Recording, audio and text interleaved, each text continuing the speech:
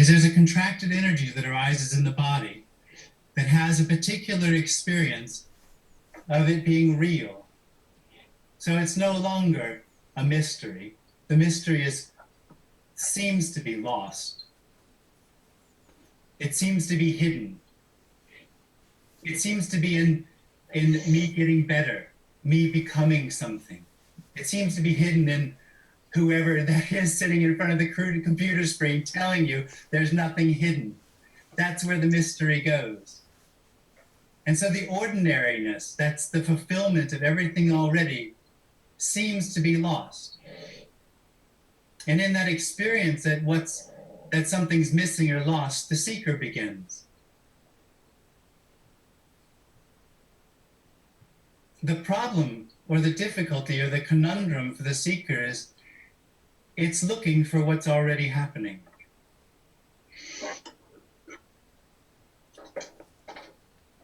So the message isn't about the end of seeking. It comes out of the end of seeking, but it's not suggesting that there needs to be an end of seeking. It's not suggesting that there shouldn't be the experience that what's happening is real, or that there's something wrong with the experience of the mystery that is already everything is lost. It's just a reminder, a message, a pointing that says that's not true. Nothing's lost. There's nothing to gain. The end of the seeking isn't the finding of anything. So this doesn't have any answers. There's nothing on offer here. There's nothing to give. There's no then special knowledge about what death is or what's beyond the appearance or anything. There's no specialness that arises. It's actually the end of specialness. The end of seeking is what's happening without seeking. And that's it.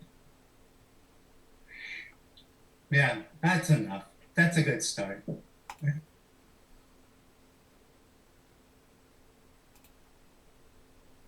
And yet, there is no beginning and there's no end to anything anyway. So even what is thought to be the end of seeking is not. There is no beginning to seeking and there's no end to seeking simply because there never was a separate individual entity to say that I'm living my life here in some fixed position in space and time, and that I'm permanently so because I had a beginning at birth, and I am unique in that sense that I have a birth certificate of authenticity. So that makes me authentic and unique. Just because I can provide a birth certificate, which was my beginning of my life with a birth name and a birthright. No. That's how a separate sense of self had continued to be reinforced as though there is a separate individual entity that is going to begin living its own life when it was born, and that one day it was going to die. And it became conditioned to believe it in the beliefs, in the thinking. Well, I think it's this way because I was told, therefore I learned it.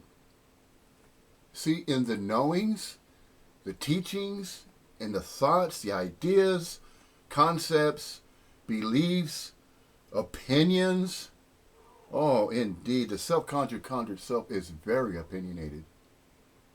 And it has its very own unique, original opinions to enunciate and share in a shared reality that believes it is a dual, conditional, dual nature. All conditional dualities. It conjures them and it uses them because it believes in them. It believes in that which it conjures to, by, for, from, about, with, upon, around, before, and after itself. So anything that it believes it knows, it believes it learned it for its own good. Now, that is a sense of separation. That is the conjured self. It never existed. It was all simply conjured. All of it's conjured.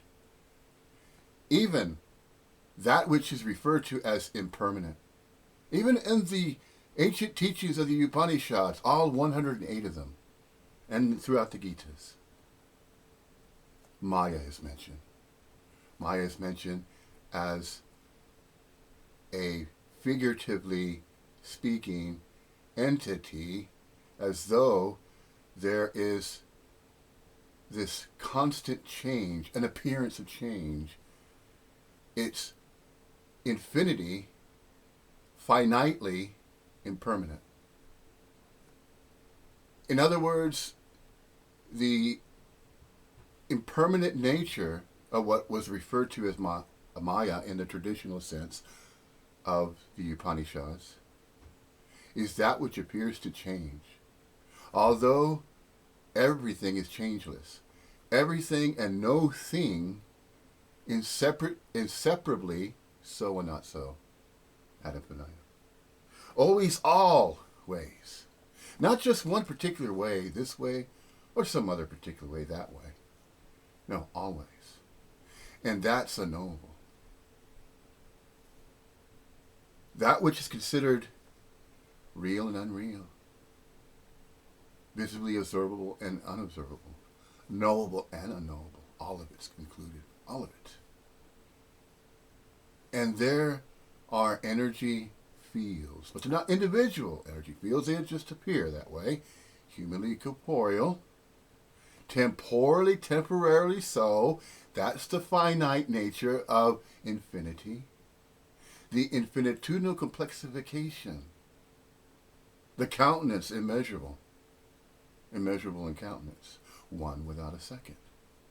And yet, the countenance cannot be measured, and there is no singularity. There is simply what is and what is not. Inseparably so and not so.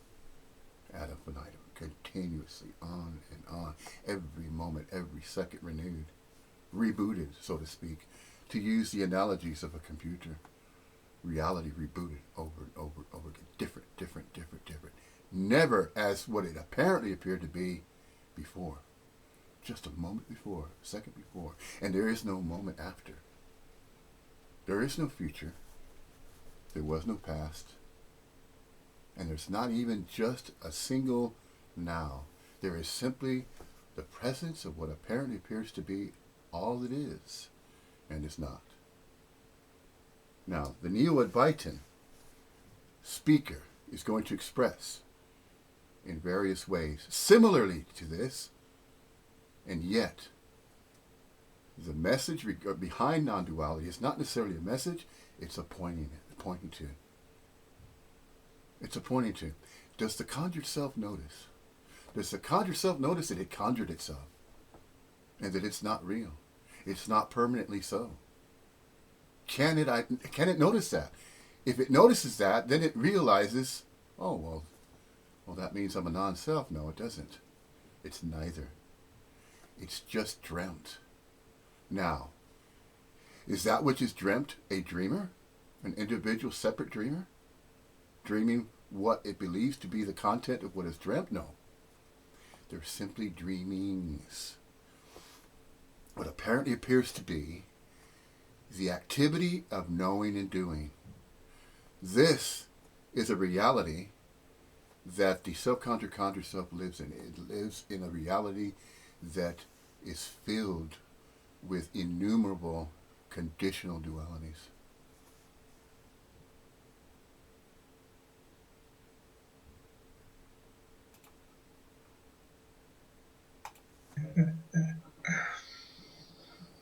So I guess we'll open up the questions. And like Rita said, last time everybody was very polite.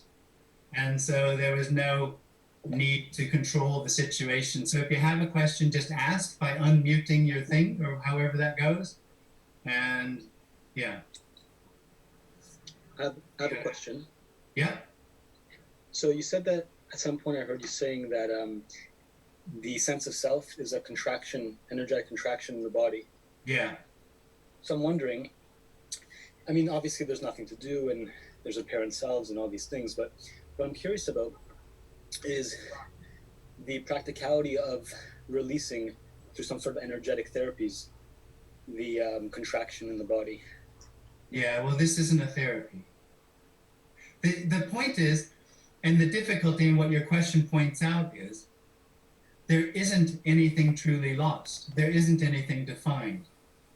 That contracted energy and the arising of the experience of selfing, or whatever you want to call it, that the experience is real, is the mystery. It's not hidden. It's only hidden to that which is looking for it. It's not hidden. So what could be done to unhide what isn't hidden? So I heard you once say something about there seems to be this apparent dropping away of the contracted energy in the body. Absolutely. So if that can apparently be encouraged, right? No. See, what you're saying is that it's really happening. That's the dream. It's not really happening.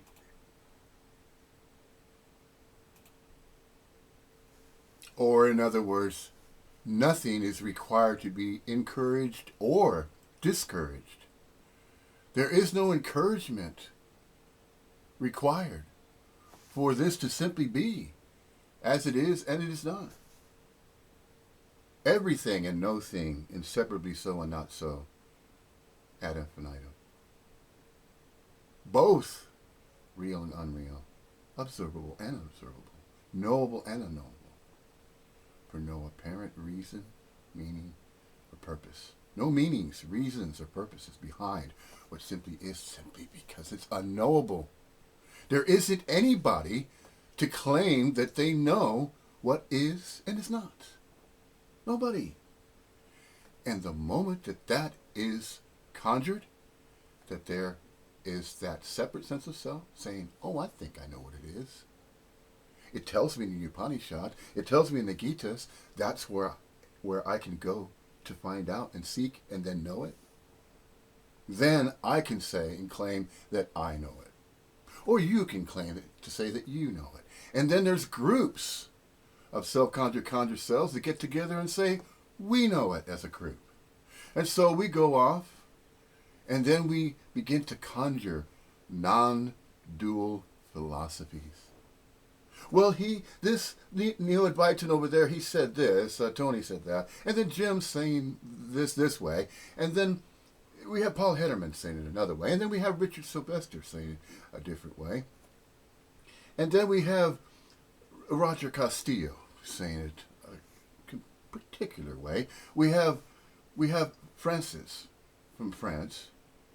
We have all these various birth names and birthrights of apparent appearances of human corporeal bodies representing a projection of a human corporeal body-mind complex manifestation that's expressing as what is referred to as a Neo-Advaitin. It's Advaita Vedanta, but it's dressed up in a modern sense.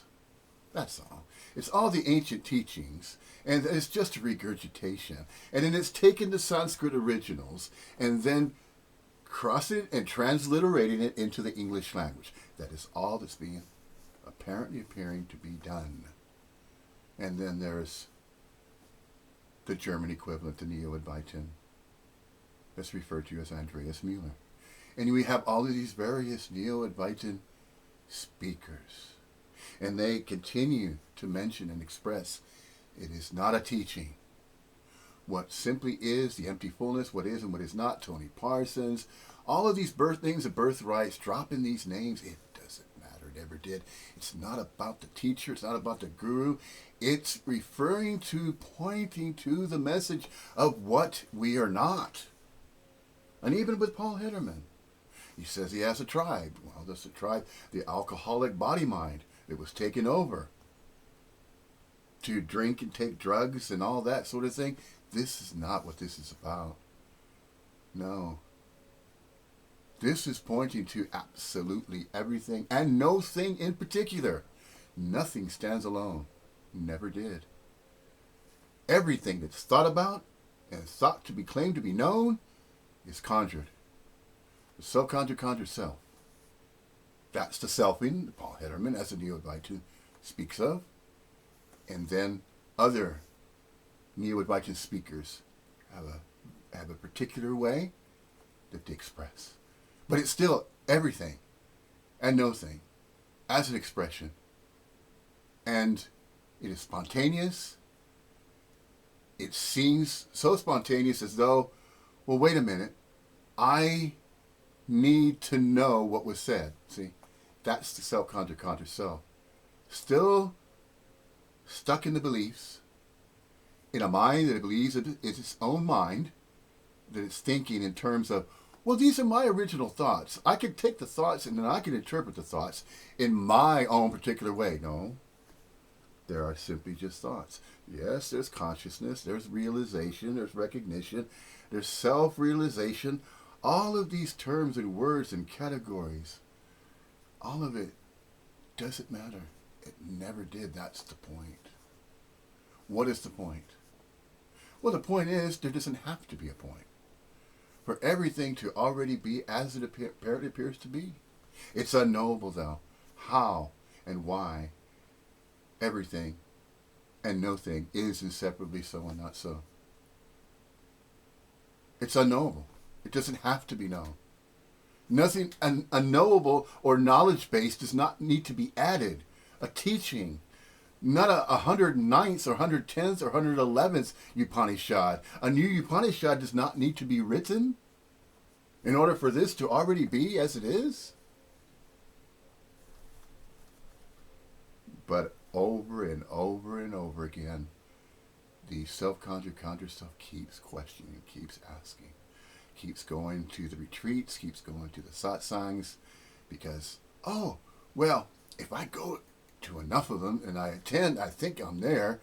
And if I know enough about non-duality and non-dualism, if I listen to enough non-dualism teachers that are speaking about regarding non-duality and Advaita Vedanta, oh yeah, it's Advaita Vedanta. It's the same thing, but it is more modernized now. Oh, we have neo-Advaitins now. None of that matters. It is simply just pointing to what is and what is not, the empty fullness of absolutely everything and no thing, inseparably so and not so. That's it. There's nothing to do about that. There's nothing to know about that. Oh, but do I have to be a certain way? No. Nobody has to or is required to exist or appear to exist in some particular way. There is no finite, separate existence that's permanently so. Nothing's permanently so. And also, nothing's exclusively impermanently so. It is both. Everything and no thing, inseparably so and not so, is not permanently so, and it's not impermanently so. It's both permanently and impermanently so. That's what is and what is not, inseparably so and not so. Now, all the questions continue to arise. Where do these questions come from? It comes from the idea of separation. It comes from the idea of a separate sense of self. And in the duration of time, in space and time, although these energy fields are not what apparently appear to be. So what is taken to be permanently real, physical, solid? No. That's the dreamings. It's not a final dream where, okay, I had a dream, it had a beginning, it had a middle, it had content, then it had an end. So once I woke up from the dream and it ended, then I started to go over it. I have a dream book by my bedside, and so I go in there in that journal and I write about my dreams. So there's numerology, and then there's all of these philosophies that go on and on and on. It's just a seemingly apparent appearance of a sleep state. There's the awakened dream. Then there's the dream of sleep. And then there's infinitudinal complexification, which is absolutely everything and no thing, inseparably so and not so. That's the empty fullness, the absolute Brahman. In a traditional sense, this is mentioned, yes. It is mentioned. It's expressed. Over and over and over and over again has this been expressed. for thousands of years, or what apparently appear to be thousands of years.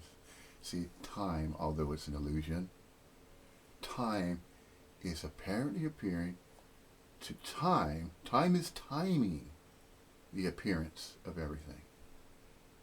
And that timing that's being timed is an impermanence. It appears as though it's permanently so. And it apparently appears as though everything is going to happen all in good time. No. No. There are no separate happenings that are happening anywhere. There is simply what is and what is not. What is and what is not. Everything and no thing inseparably so and not so. Nothing to be added to that and nothing to extract and remove from it. It's already the way it's always been and always will be. And even beyond that. Because it's all unknowable. All of it's unknowable.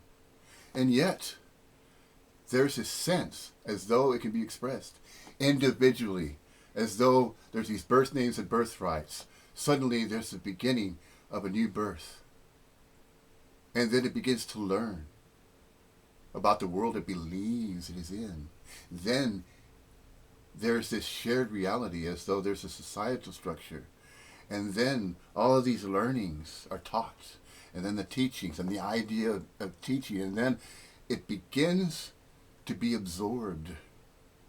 2x4 from about, with, upon, around, before, and after that which believes it is a separate person. It's a very special, unique, separate person. Me. I know. I'm living my life. I'm taking ownership and responsibility of my own life. See, by thinking in terms of that type of independence and individuality, this is how and why the self-conjured self develops and gets reinforced. Simply because it is believed to be that way. As though there's all these great agreements, and as though if a body-mind were to reject that idea, then what happens? Well, either you're with us or you're against us. Either you're with us in society or you're an outcast. Duality. There it is. Obviously it's duality. Conditions. Conditional reality. No. No. It's temporally temporary. But why is it? The self-conjured self needs to know. It needs to come up with an explanation, a reason, a meaning, and a purpose. Why does it do that? Because it wants to take ownership, to say, oh, well, I know. I know what I know because I think about it in my own mind. See, when that is claimed, a body, mind, action figure is claimed to be a separate individual from everybody and everything else.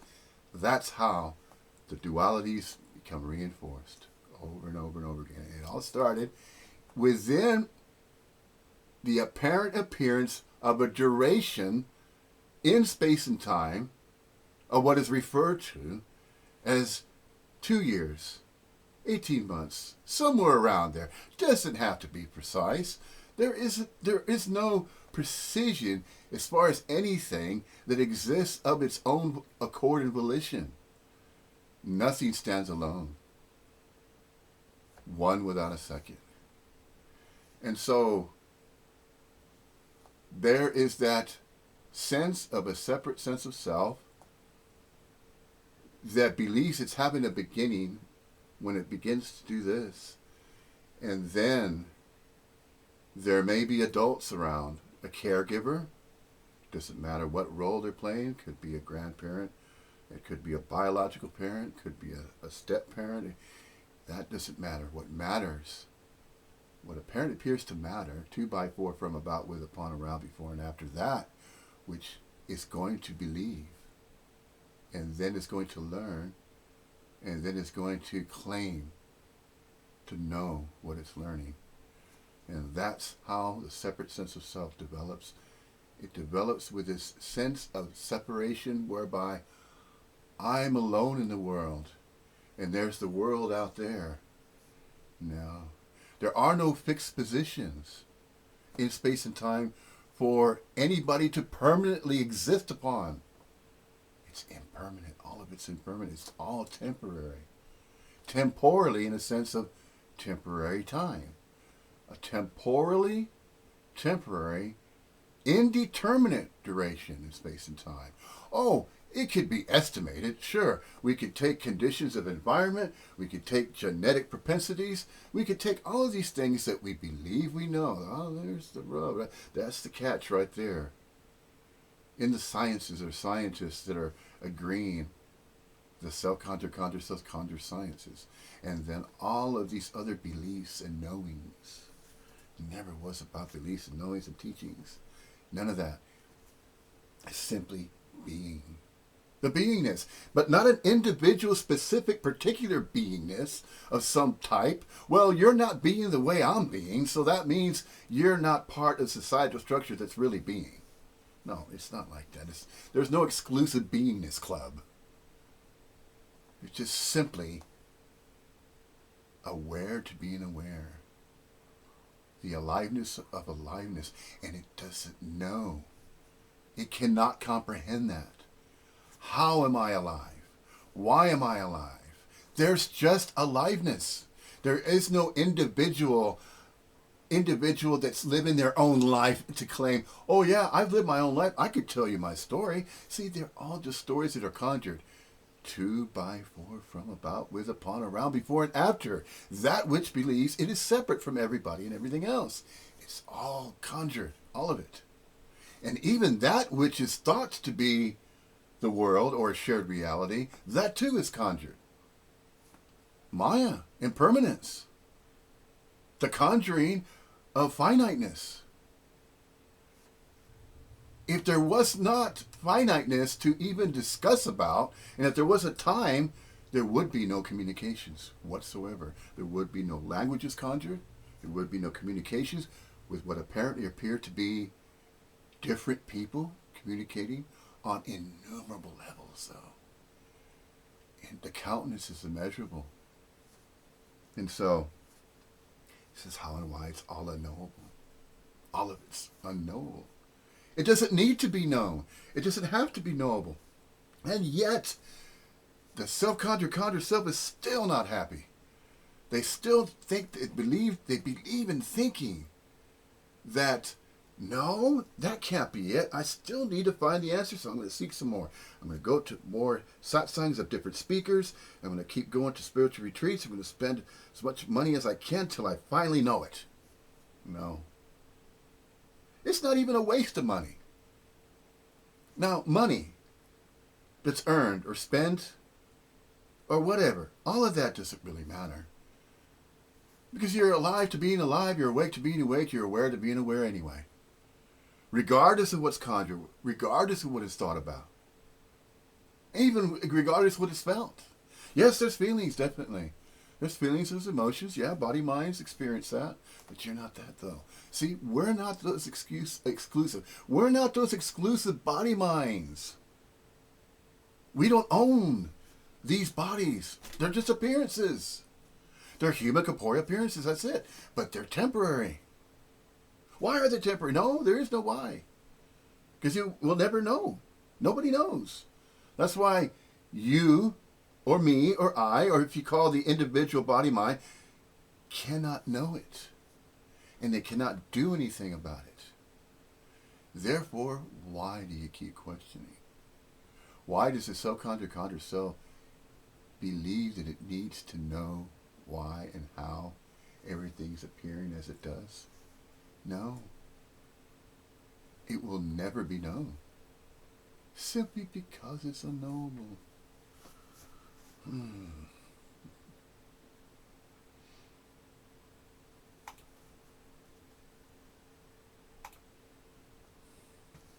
The mystery is lost.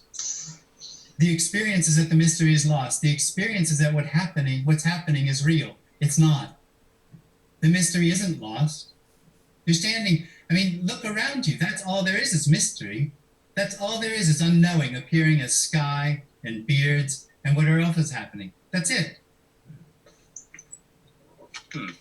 So I guess I just want to wrap my head around this.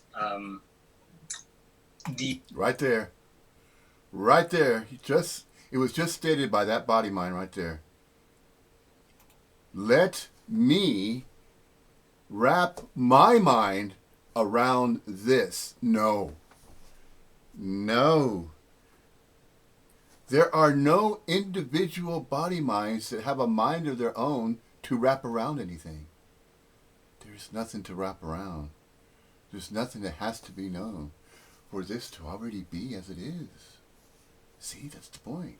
But you see, there's an example right there of a self-conjured self that's still stuck in believing that, wait a minute, I need to know, I need to figure it out, I need to wrap my mind around it. See? Wrap your mind around what? Everything? And nothing? This is separately so? The empty fullness? All there is? Infinity? A mind cannot wrap around infinity. Impossible. No. And it's not necessary anyway. So you see, the impetuous conjuring, the impetuous conjuring constantly, well, I need to know this, or I need to know that, or why is that way? Why is that way? Why is that person over there? Why is that guru? Why is that neo-Advaitin teacher? Why is that non-duality teacher saying this? And then that other one, non-duality teacher's not saying that. And then there's a philosophy, well, between them. This guy's saying it this way, and that other guy's saying it another way. And then there's a female also referring to, and it goes on and on and on like that. None of it matters. Of course not. No. Nobody is any better or worse than anybody else. There's the appearance of body, minds, and human corpora. That's what they're called. They're named and categorized, and they're called something. There's languages that are spoken. No different than the chatter and nature of various species of birds. We have various appearances of human corpora appearances, Asians, China, Japanese, and all the different countries that are referred to as the societal structure and the earth, the story. They're just stories. It's a story of earth. His story, her story. History and herstory. All of that doesn't matter. These are just stories that are conjured. Conjured 2x4 from, about, with, upon, around, before, and after that which believes it needs to know about a history of the earth and the human race, and it needs to label everything that it sees, it places its eyes upon. It looks through a microscope. It says these are microbial organisms. We're going to have to name each one because they have different appearances. And then we look out at nature, we see different animals in the animal kingdom. So we need to come up with names and classifications. And we look at plants, same thing with the plant kingdom. And the insects, the insect kingdom. And it goes on and on like that. Why? Because the self-conjured self needs to know. It needs to specify. It needs to create this idea of separation and saying, well, this is segregated. This is part right here, and this other part's over here. It takes one and adds a second to it. It does that purposely, because that is the perpetuation of a self-conjured self that believes it is separate from everybody and everything else, eternally unique. There's so many ways to say that, explain that, and they are being stated. All the various neo-Advaitin speakers throughout what is referred to the world or the earth and society, all of that doesn't matter. All these stories, they never did matter. They never even started. And they will never even have an ending. It's just a chaos. Yes, it's chaos appearing as order. That's another way of putting it. I mean, anybody that expresses a particular language is going to make statements and state their opinions, their ideas and thoughts. All of these is no different than walking into a library, seeing a whole bunch of books on the shelf, and each of them have a story to tell. Subjectivity, objectivity, all that doesn't matter because it's not permanent. Nothing is permanent. Nothing's permanently so. It is also impermanently so. So it's not exclusively permanently so, and it didn't have a beginning, and it won't have an end. Nothing has a beginning. Nothing will have an end. That's the Alpha and Omega. Is there anything else that needs to be said? Well, there's the satsang. There's Starvin the questioner. And it apparently appears to be what is going on in these satsang groups online, especially now. It's set up. It could be noticed that this global pandemic of COVID could be the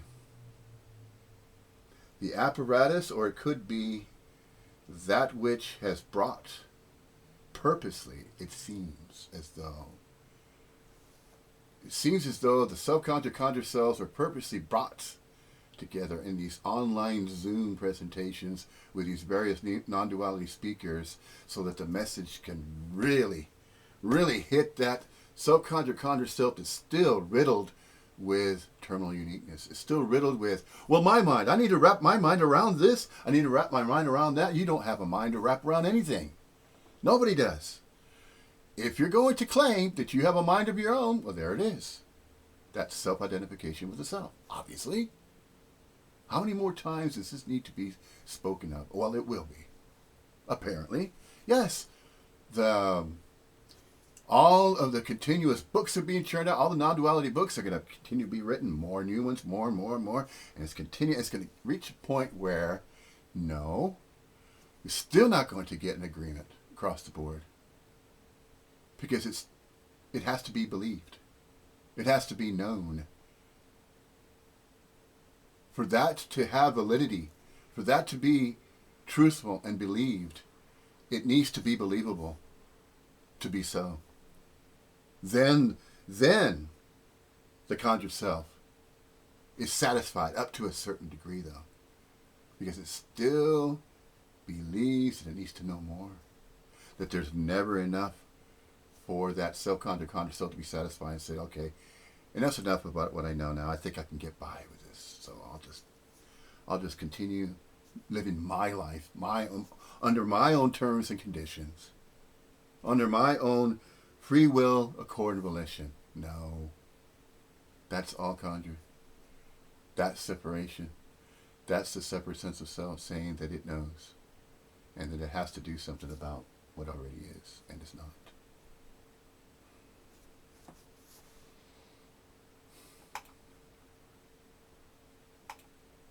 The apparent dropping away that is spoken of that energy, contract energy in the body, it's not that it's good or bad. I'm just wondering about the, because if it's going to apparently happen. It's not that it's not good or bad. It doesn't even really happen. But It's you did once speak, I heard you speak of it releasing in the person's body, that contracted energy. Yeah, that seems to happen.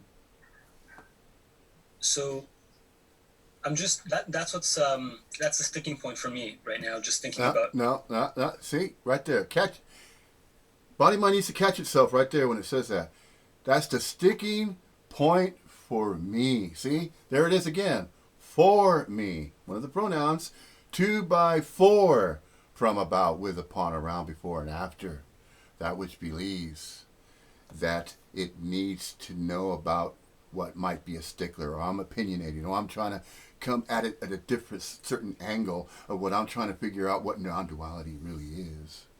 It must be a teaching, it must be a concept that I can figure out, and then I'll know it. Then I can use that for some meaning, reason, and purpose of my very own. No, none of that's necessary. None of it's necessary. Of course not.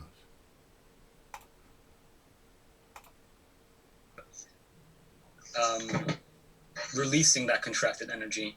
No. Release? Release of what?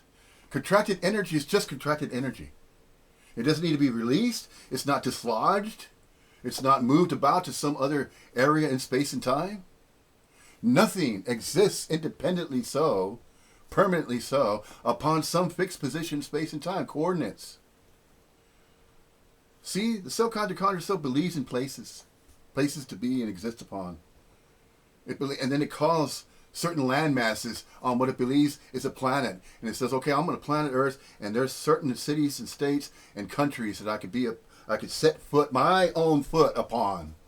Because this is my body where I can go and travel. So I'm going to travel from here, I'm going to go over there. No. It's all everywhereness. There are no fixed positions in space and time. It is only thought to be that way. See, it's in the thinking. The thinking and what is believed to be known. The knowledge base. A self-conjured still believes it has its own knowledge base. And so it's seeking for more knowledge to place into its knowledge base. It's likened to a computer, and then it's going on the internet. It's going to various websites, and it has files on its own computer. And then it's storing these files away so it can know about it. Know about what? Nothing needs to be claimed to be known. Nobody has to do anything about what already is and is not.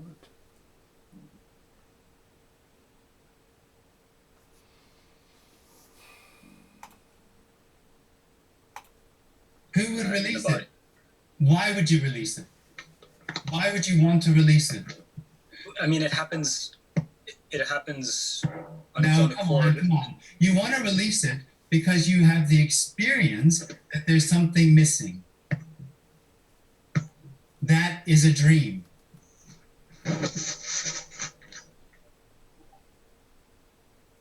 So it's a very small circle of wanting to change what is because it seems to be somehow dissatisfying. That's the dog chasing its tail.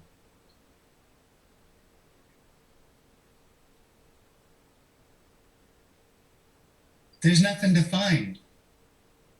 I've just heard you speak of this apparent release of the contracted energy happening in the body. You're not listening. I don't know what to do about it, but you're not listening. You're looking for something. And what I started with is that this is what's looked for. This is what's longed for. It's not a better this. And the seeking comes out of an experience that's illusory. It's not happening. It's not happening. How are you going to stop what's not happening? And why would you want to change what's not happening? But if it's not happening, then why describe the apparent happening of a release of contracted energy in the body that happens? Well, that's where the message comes from. But it's not a better place to be. But that's how the message arises, is through the recognition that there's nothing to seek and nothing lost. And so let's say the recognition happens that there's nothing to seek and nothing is lost. And yet the contracted energy in the body is at times there, and at times it falls away as well. That happens sometimes. At times there, at times where? Catch that. Self-realization. If there are any teachings that have referred to self-realization, it's that right there. It's the idea of going within, as though there is a within to go into. But there's just every awareness. But it was a figure of speech. When it was placed into a written form, a written format, when the spoken word regarding all that is and is not,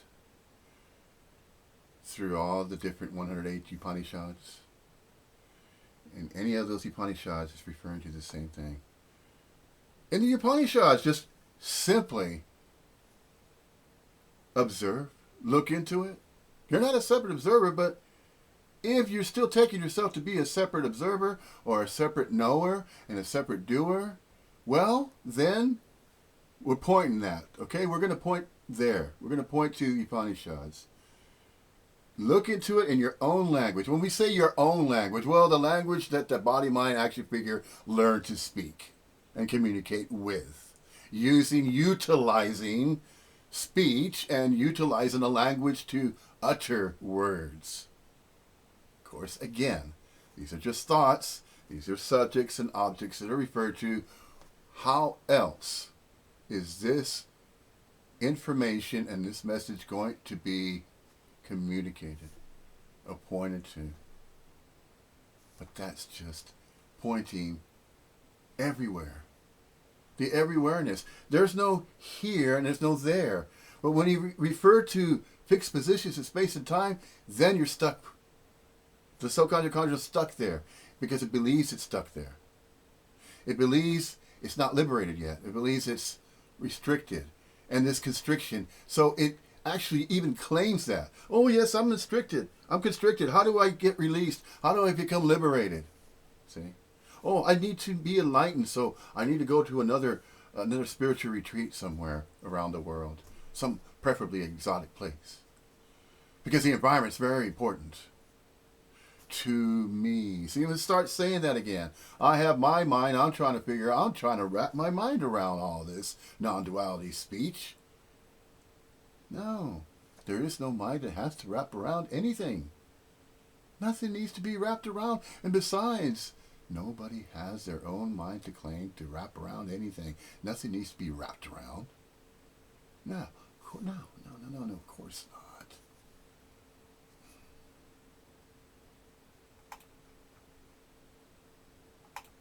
It's not happening here, but that does happen. So I'm just, I guess, it's not that I'm unhappy with my reality or anything like that. Or maybe Unhappy with my reality. Man, every single sentence that's uttered with this particular body, mind, action figure, okay? It's so riddled with seeking and confusion, and it's trying to figure it all out and saying, well, yeah, my reality is this way. See, it cannot release itself from the minus, the ownership, mine, my life, my opinions, my own life. I direct my own life because it's a life of my own to live. No. See, that's right there where it doesn't know how to nip that in the bud right there. It doesn't know how to admit and simply say, oh no, there's just life. I don't own it. You don't own life and I don't own life. Nobody owns life. There is simply life. But there's not just exclusive particular type of life over there, and then you point somewhere else in some fixed position, space and time, and then life's like that there. Life is this way, life is that way, life is some other way. Not all those dualities. These conditional dualities, no. There are no fixed positions anywhere to be found, but if they are conjured, they're very real. They're very real to that which is dreaming up a version of reality that they believe is their own.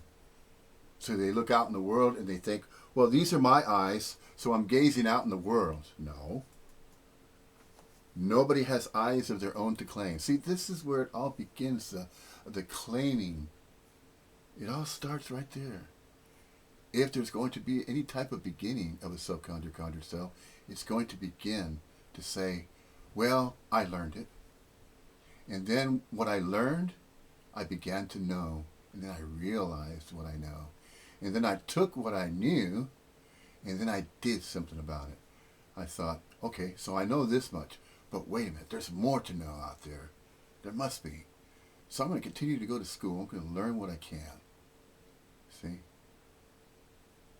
So it just apparently appears to go through this process, as though there's a process happening where that constriction of a self-conjured self that self-identifies with itself, to, by, for, from, about, with, upon, around, before, and after itself. Mine. And it claims everything as mine. And this is how it develops a me. And that's how a me begins to develop.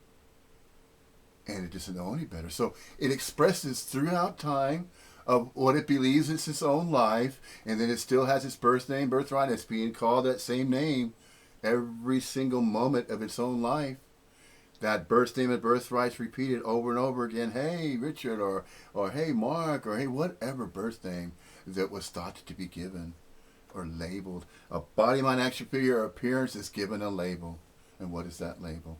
It's a birth name and birthright. And the birth certificate reinforces that idea. And then it's part of society, a societal structure that's not real. It's not permanently so. Nothing is permanently so. Nothing is physically solid. Nothing stands alone.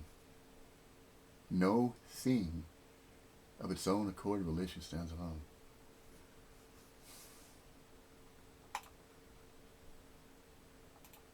The unconscious I am, and that's why I have this sense of separation.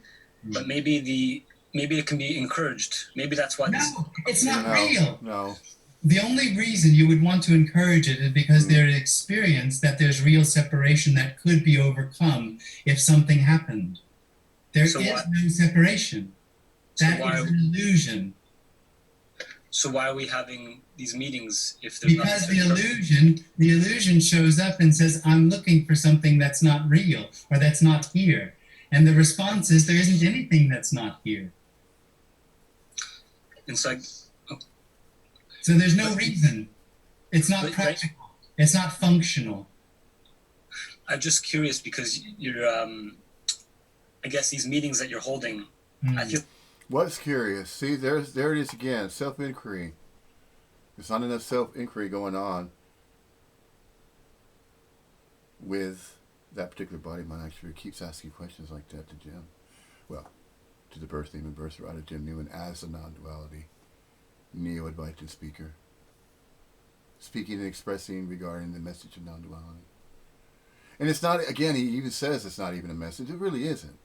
But it's placing what is thought to be subjective and then anything objective. So anything that objectifies the subjects that are being discussed, drop both, because none of it matters. None of it has any meaning, reason, purpose. And there aren't teachings. It's just simply what is. So, how does anybody believe that they're going to point to everywhere? Everywhereness. Impossible. It's not happening. It can't. It can't happen. Again, nothing happens. There are no separate happenings happening 2 by 4 from, about, with, upon, around, before, and after that which believes it is a separate individual that's experiencing its own happenings. Well, something's about to happen. I know it. I can kind of feel it. You know, that figure of speech that was learned and then reinforced for so many years. These traditions and these cultures throughout the planet. There's various cultures. Sure there are. They're just cultures. They're just expressions of body minds.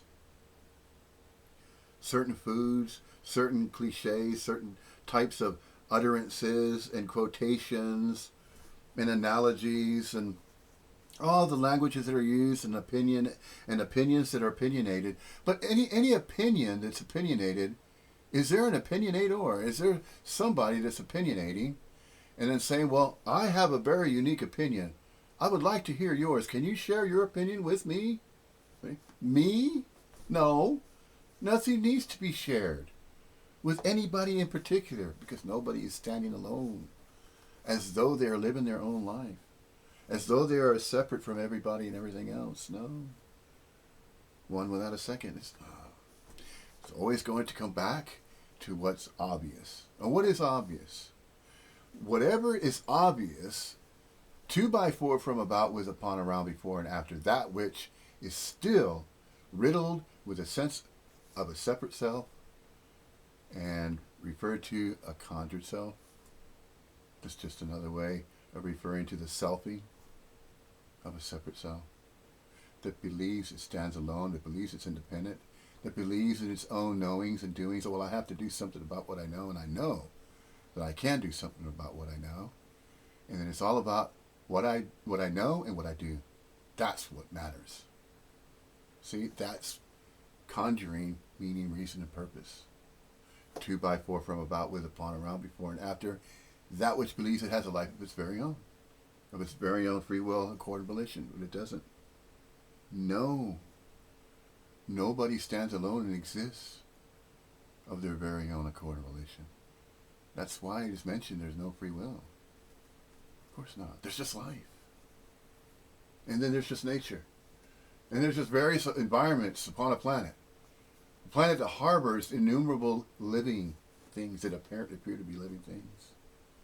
But they all don't have to be labeled and named, do they? And categorized. No. the societal structure and those that believe they're part of a societal structure on this grid, and then they believe, well, I have to go to work, I have to earn money, and I have to pay taxes. Yes. So I feel as though I'm part of society by taking these type of actions that I believe I'm doing of my own accord and volition. And that's the way it's seen. It's agreed. It's obvious in that sense that it's agreed that if a body, mind, action figure is going to be part of a societal structure where it needs to get a job, needs to earn money somehow, and if it's going to be on that grid, exchange of goods and services, and it needs shelter, the basic necessities of a body, mind, action figure.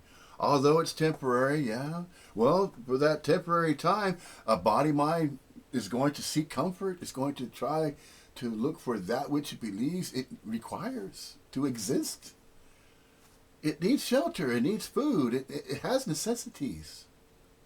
And then, what is conjured on top of that are desires and wants that are beyond just the basic needs that are already being met. Already alive to being alive and capable of noticing what? Well, a sense of presence. And then it starts wanting to figure that out. Well, if there's a sense of presence, is there somebody that needs to recognize that sense of presence? And then it goes on and on like that because the self-conscious self needs to know and figure that out too. It needs to figure out everything. So what does it do? It comes up with a theory. It does a theory of everything, which is a subject that's commonly held by the common consensus or the what's popular opinion within the societal structure that a self-conscious self believes it's part of. So it's still obviously temporally temporary anyway. Everything that's conjured, everything that's thought about, everything that's thought to be done or known about, it's all temporary anyway. And that is what the self-conscious self's worried about. Its main concern is that it's going to die and this is going to end. However, it developed and began to create its own life.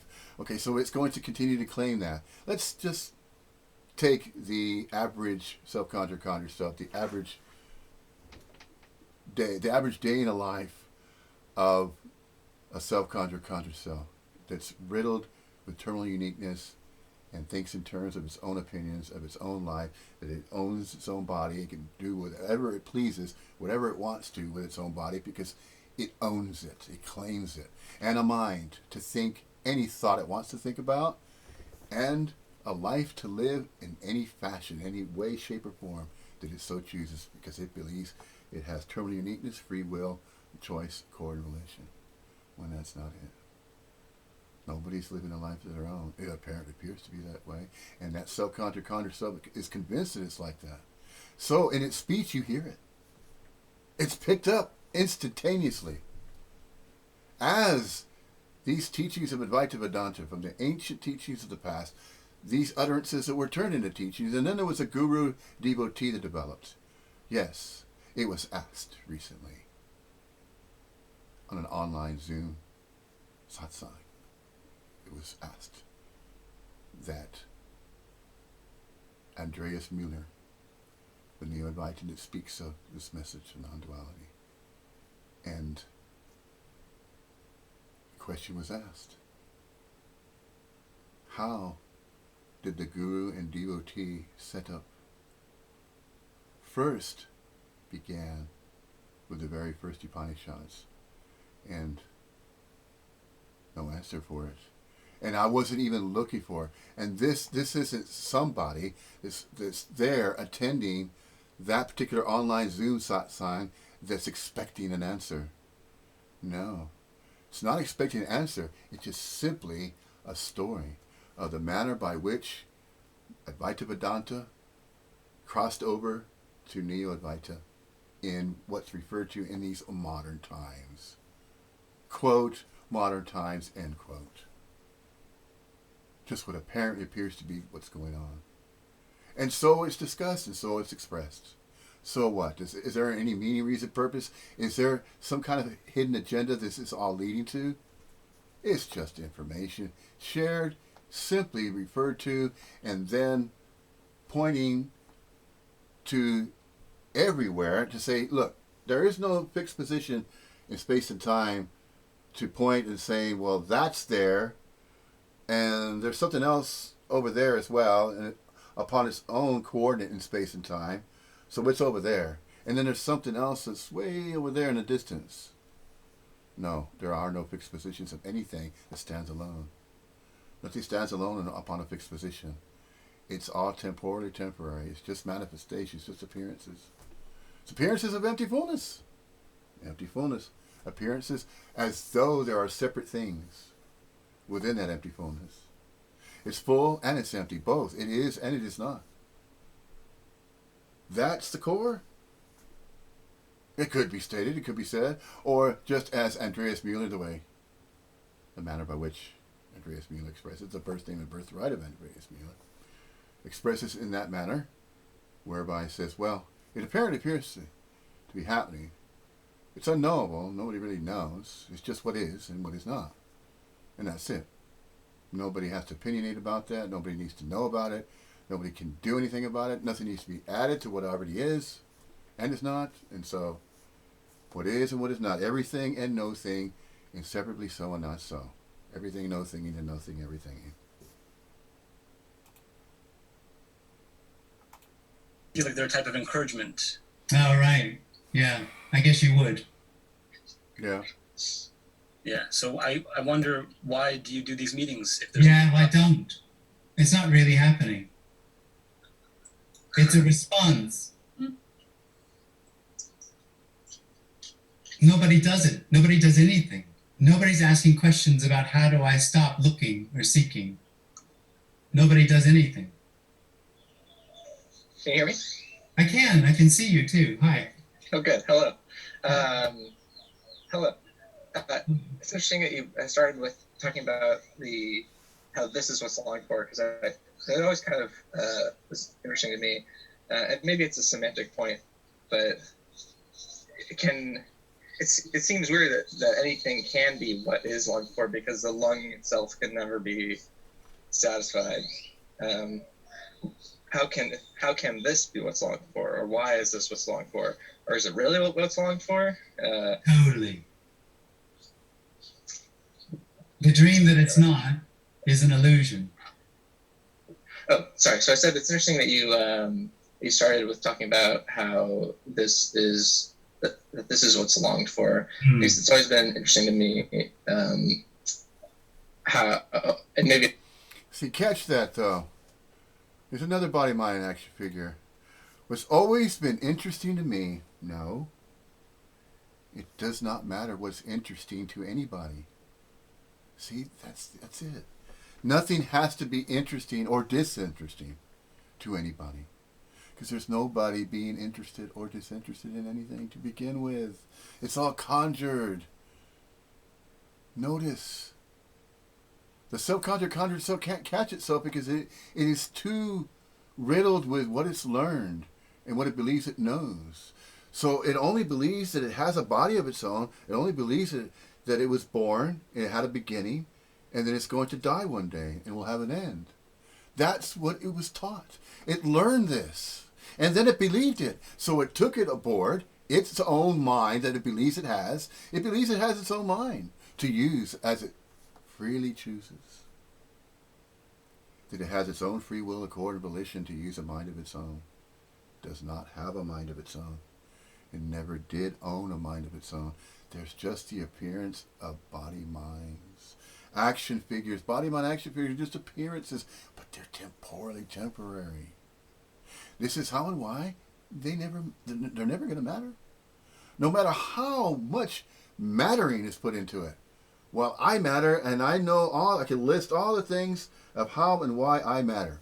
I matter most to me. Yeah. See, that's learned too. That's what's taught.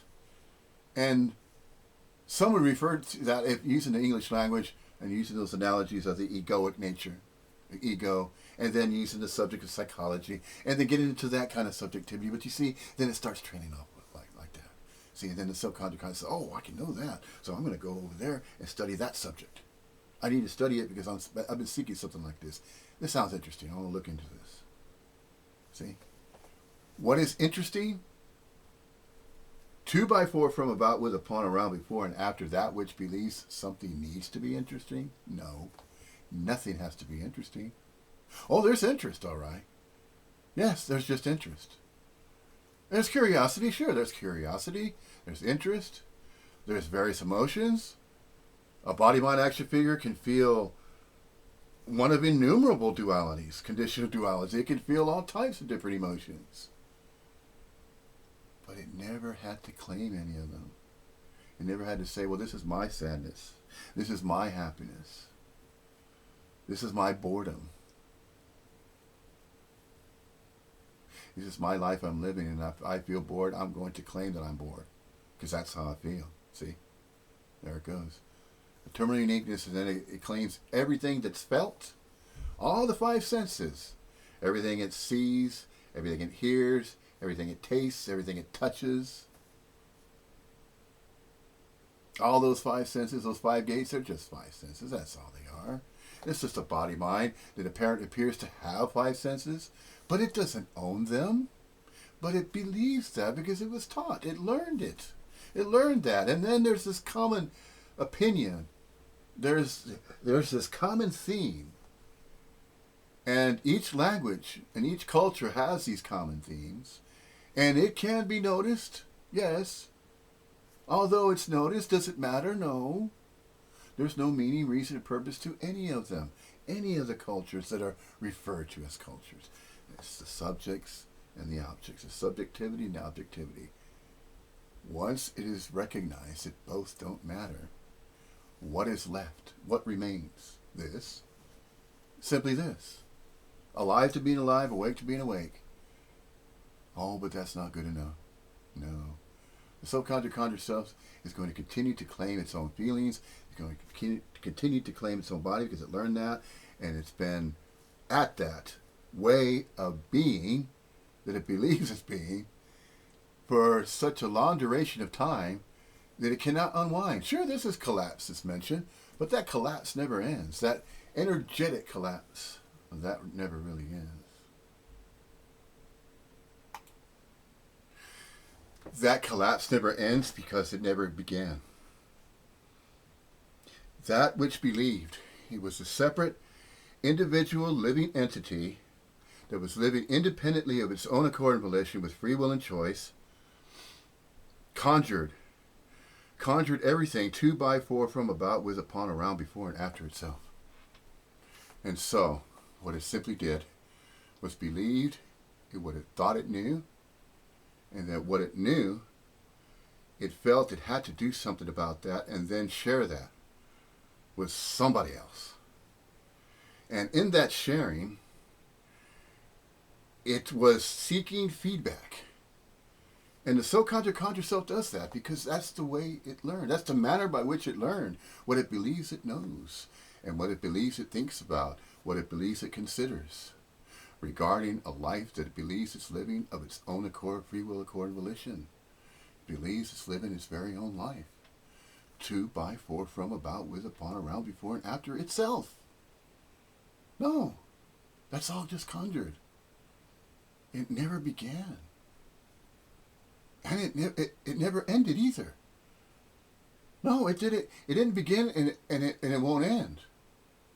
Because it thinks that, oh, well, if I had a beginning, I was born, that means I'm going to have an ending, I'm going to die. So I'm going to cease to exist, and that's it. That's all it believes.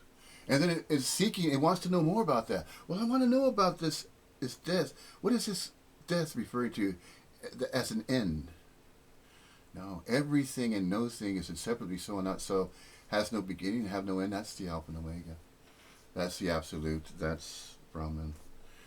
These are these phrases and terms that are recognized and they're enunciated and they're simply mentioned. They're not claims. They're just simply expressions. So, this is how and why we see Neo-Advaitin speakers such as the Birth, Name, and Birthright of Jim Newman expressing in this manner. And then we have the birthday and birthright of Tony Parsons. And so this is why they're kind of similar, because they're expressing in a similar fashion, in a similar way, apparently appearing to express in similar ways. Even the birthday and birthright of Jim Newman is even mentioned and said, yeah, I like what Tony Parsons says and what he's saying. Yeah, that's the message that I'm saying. So you see, a Neo-Advaitin can also have favorites. It favors. It has what it believes are preferences. Does it matter? No. It's just recognizing a preference in a natural way. But does it have any meaning, reason, purpose behind it? Well, just because Andreas Mueller is using his German language and he's sharing the message of non-duality in his own native tongue, and then he tries to express it in English and it won't come across the same. What's wrong with that? No, that's just what happens. It's apparently appearing to happen simply because of languages that are utterances. And these languages that are uttered, it's a degree of knowing to a certain degree.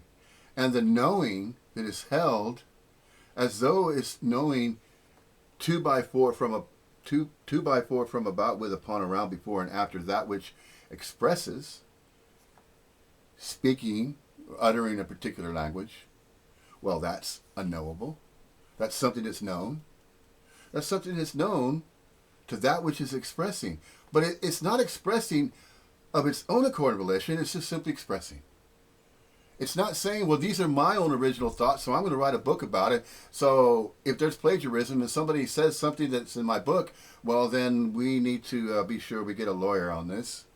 Because if they publish a book and it's too close to the words that I put, see, and then it turns into that, doesn't it? Exclusivity.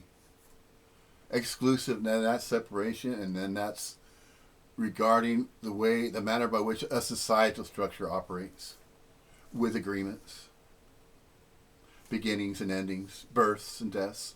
See, there's a birth certificate that reinforces a beginning of a birth of an individual. Then there's the death certificate, the end of that life. And so it's categorized, it's recorded. There are records.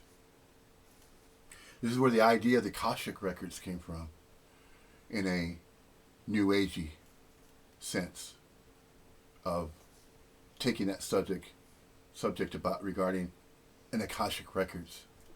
An Akashic records of every single life that was ever lived by anybody. All the different birthdays and birthrights, like as though there's this book in some particular dimension, some place, that everybody that's ever lived a life is recorded on these Akashic records. See, conjured. All of it's conjured.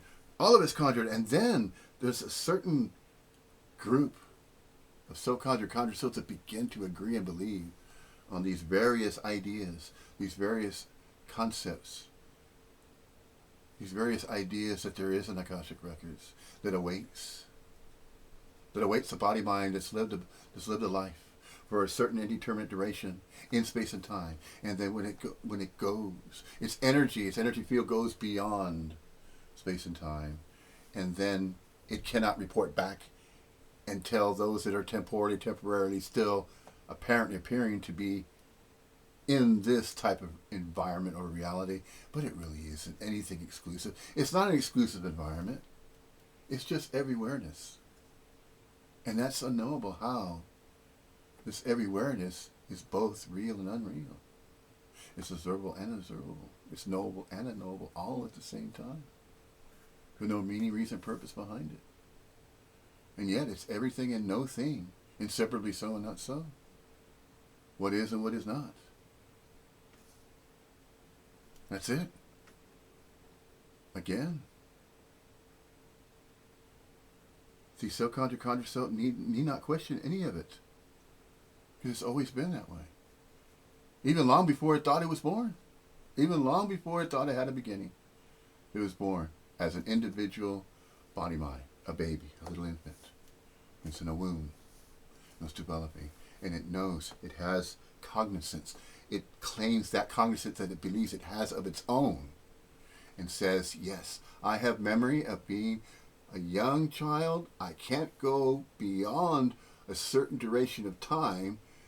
And yet there's even those that conjure the idea that they can remember a past life. They can recall that in the deep subconscious mind. The deep subconscious mind. So they conjure this idea, well, yeah, there's this idea of reincarnation. There's this idea of past lives. And then, so somebody tries to conjure up the idea that, well, yeah, one day somebody had a bump on their head, and then all of a sudden they began to speak a completely different language that they should not have had foreknowledge of. These anomalies. Thus, these anomalies are identified and they're noticed. But that's just what apparently appears to happen. It's not pointing to some specific way that the universe operates, that there's this process going on. No, it's all chaotic. It's always, but it's not permanently in some particular way or some particular fashion, in no fixed position in all spaces and all times. It's just the infinitudinal complexification of infinity appearing finitely so. And this is what's referred to as Maya, the impermanence, which it appears as though there's change, there's constant change, always renewals, nothing ever stays the same, but at the same time, nothing is neither changing all the time or even changeless. It's both. That's the chaotic beauty of the mystery of what is and what is not.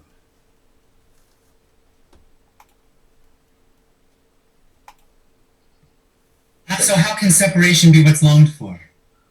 Or no, how can anything be what's longed for if the longing itself is it can never be fulfilled? Well, I guess I'm making a distinction between what's looked for and what's longed for. There's something beyond, which isn't really beyond, but there's something other than the seeking energy in the body. There is something that can recognize this message. There's something that can hear it. It resonates. Okay. So when you say this is what's longed for, it's not what's sought after. It's something else. Well, it's just a semantic thing. What's sought after, the individual, the energy of seeking, seeks the next experience because it feels like or lives in a world where something is missing, and so it's hoping. All it has to its what do you say? All it has is knowing, and so it keeps trying to add knowing through experience or collecting other things or whatever to itself, trying to fill the hole that it seems to experience or the not enoughness through the experience of separation or the experience that what's happening is real. That never works, doesn't work. But that doesn't cover over or hide this as already what's longed for.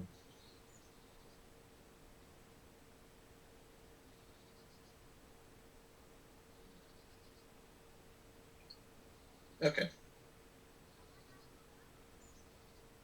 Hey Jim, can I ask you a question? Yeah, hey. Hey, what's up? Hey. It's so, you said it a million times, and it just kind of hit me when you said that, or when you guys were talking about it's not the knower that longs for this. It's not the knower that longs, or that hears this. Yeah, totally. Yeah. Can you? And that's so mind blowing that I can't put my finger on what or who or what hears this. Can you talk about what it is? No, you couldn't because it's not particular. No. That's right. So the resonance no exclusivities. has nothing to do with me. Yeah, no, there isn't a you. Yeah, exactly. Mm. And then there's nothing more to say about that. There's nothing to say about anything, really. Mm-hmm. Yeah. But it just feels so, powerful in a way. Yeah, oh, it is. It's awesome. Yeah, absolutely. It is. Yeah. So awesome. And kind of the unfortunate thing is that I almost sometimes take credit for it. Or Oh, yeah, well, you would. Yeah. Me takes credit for everything. Yeah. It owns everything. That's one of the original energies that arise. There's a knower, an owner, and a seeker. Mm-hmm. That's what initially arises out of the contracted energy. It owns everything. It says it's all happening to me. Right. It almost seems like it makes the resonance or the awesomeness kind of less because I kind of make it into something sometimes. Nobody does it. Yeah. It doesn't matter. It only seems that So way. the resonance has nothing to do with the contracted. Nah, it's only seemingly No, so. it doesn't. Mm. In the end, nothing has anything to do with anything. There's just what arises. Yeah. Uh-huh. Yeah. It's awesome. You can call it awesome if you want. Yeah, that's. It's not going to change the way it is just by calling it awesome. Thanks, man. Yeah, there's something recognizing the awesomeness and the mystery behind it. You Yeah. too. Well, there you go. What more do you want? Hi, Jim. Can I ask a question? Yeah. Yeah. What about, okay, for my whole life, I'm like 65 years old. All my life, I've been seeking, trying to be happy. Because you're claiming my life already. Experiencing a lot of physical pain, and I've gotten a lot of glimpses. Yeah. Lasts a few days or hours, and then it goes away. Yeah. So I finally listened to some of your talks, and I realized maybe I just gotta sit at home and do nothing. Rot away? Yeah, try that out. See how that works. You're not going to rot away. It's I don't know what to ask you, because I know there's no answer Yeah. to the question that I have, but Yeah. So the misunderstanding, if I can say it that way, is that you have free will and choice to sit at home and do nothing. And that misunderstanding comes out of the experience that what's being suggested is being suggested to you. I don't know. Really, no, it's not, because there isn't a you. Okay. Another way of saying that, if there isn't a you and there isn't a me, there's just what is. Okay, so if that's the case, it's always been this way, even long before a sense of a you or a sense of a me. See, and there is nobody, no entity that's living of its own free will and choice according to volition, simply because whatever arises is what is and what is not.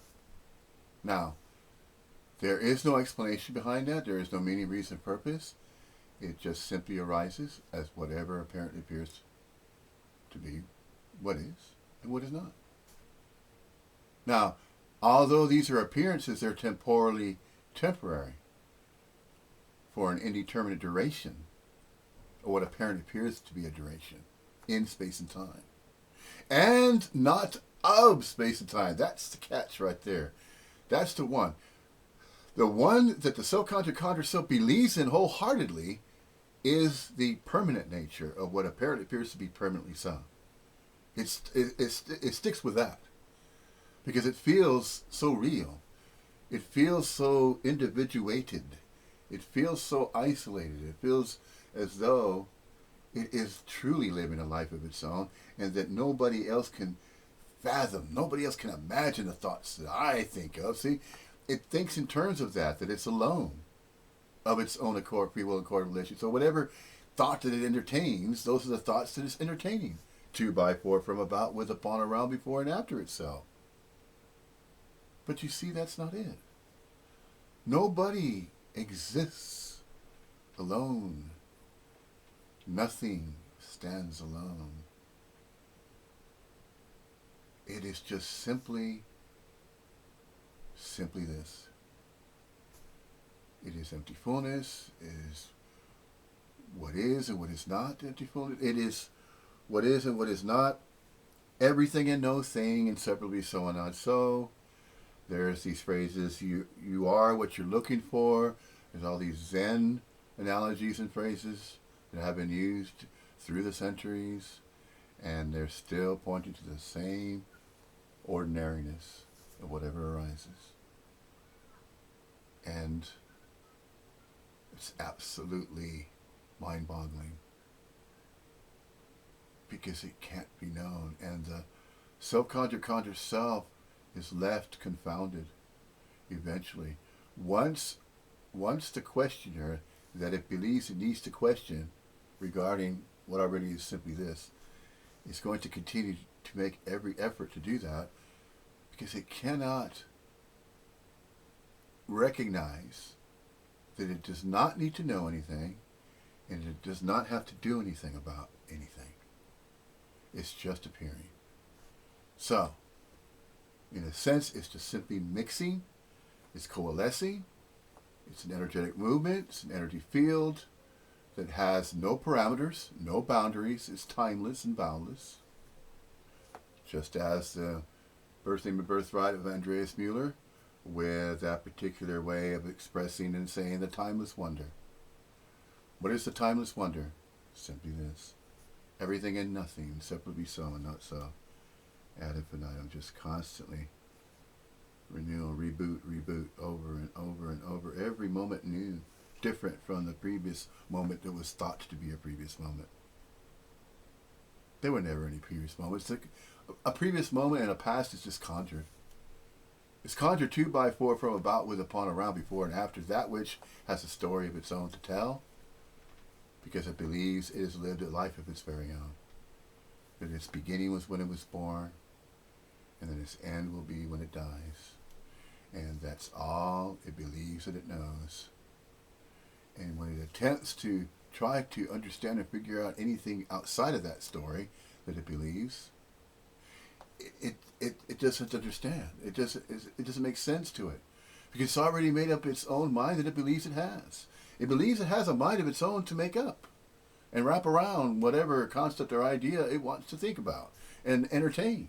So it's going to continue to entertain thoughts. But then, if there's that collapse and there's that recognition that it is not a separate self, that it never was a separate self, and it never was that birth name and birthright that it was given, and it had no beginning and will have no end, because it's mixing, blending, oscillating, immersed with the absolute, with Brahman.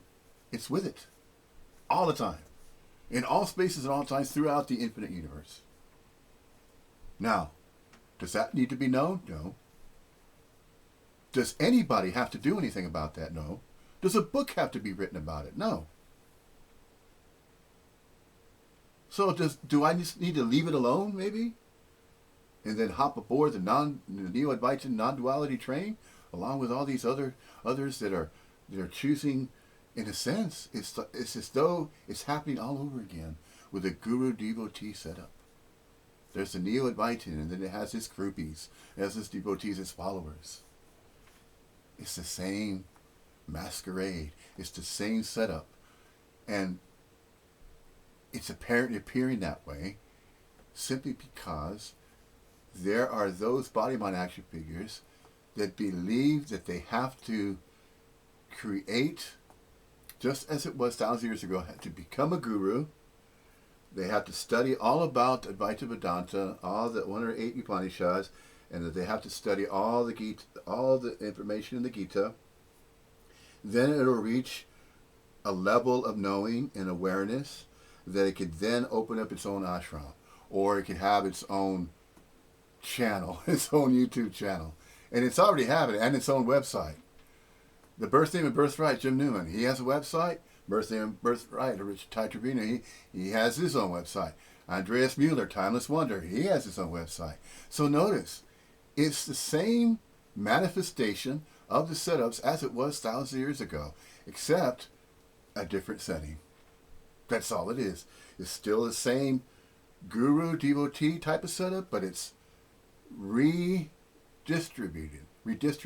It's a redistribution of energy, in a sense, and it's manifesting in these manners, in these ways, in the ways that can be identified as ways, as simply taking the guru devotee setup and the ashram, and then putting it into this type of setting, where you have your Zoom meetings, your Zoom satsangs, and then in a sense they're sort of like devotees. But these are questioners, they're questioning. It's not that they want to join them, but they seem to resonate. And there's this there's this question regarding, and then there's this expression regarding resonance. Yes, frequencies of resonance. Indeed. What are we not? Well, we're not the projections of these visible body-mind action figures that are referred to as humanly corporeal, because this is in space and time, which is temporarily manifesting. What we truly are is back here. What we truly are, energy fields, with Brahman, with the Absolute. Temporarily appearing for an indeterminate duration in space and time, and at the same time not of space and time. Timeless, boundless, no parameters. Immersed and constantly oscillating, and with the analogy of a huge ocean, that the infinitesimal classification of space, the universe, is like a giant ocean, and all the life forms that are within the ocean, those that have been labeled or called some living entity, living form, but the countenance is so great, so immeasurable, that nobody can keep up with naming all of the manifestations of life on all these kingdoms, the microbial, all the way from the microcosm to the macrocosm, planetary abodes, and then innumerable life forms upon those Earth-like planetary abodes, and it's just mind-boggling. The mind of a body-mind action figure cannot comprehend that which is unknowable. That is unknowable. And yet, it still wants to conjure a theory. It wants to conjure a theory of everything. And we actually have body-mind action figures going around the planet and referring to a theory of everything. The birth name and birthright of Dr. Thomas Campbell, ex-NASA physicist. My big toe, my big theory of everything. And that is the manner by which this particular body-mind action figure collapsed. Whoa. Now, this is not a confession. This is not a particular method of a collapse to happen for somebody else in exactly the same way. This collapse, it apparently appears to happen where there was never really a separate conjured self that existed anywhere to be found, that it was just simply conjured. Once that is recognized and in a sense admitted, I say, okay, I never had a beginning and I'll never have an end. I was just self-identifying with a body-mind that I thought was me. And I thought it was me because I was going like this, and I was told that these are my hands, and it's my arm, it's my body, and I have a mind to think of my own accord and volition, until it began to develop, apparently appeared to develop, with enough exposure in space and time. So this exposure of that which is illusory, although it's a dream, it's a story. See, it's a dream and a story of every single body-mind action figure that appears. But it's just a manifestation. It's not what it truly is. It's just a reflection. It's a reflection. It's a manifestation. What absolutely what's referred to as a human corporeal, a local unit of quality of consciousness energy form, as a human corporeal manifestation of a human being in one of innumerable forms and ways of appearing for an indeterminate duration in space and time, and not of space and time, because what we are of is not of space and time. We're all energy fields. We're immersed, coalesced, blending, mixing with Brahman, with the Absolute in all spaces and all times, infinitesimal complexification. That is unknowable. It will never, ever be known. 2x4 from about, with, upon, around, before, and after. That which conjures the idea that it is separate from everybody and everything else.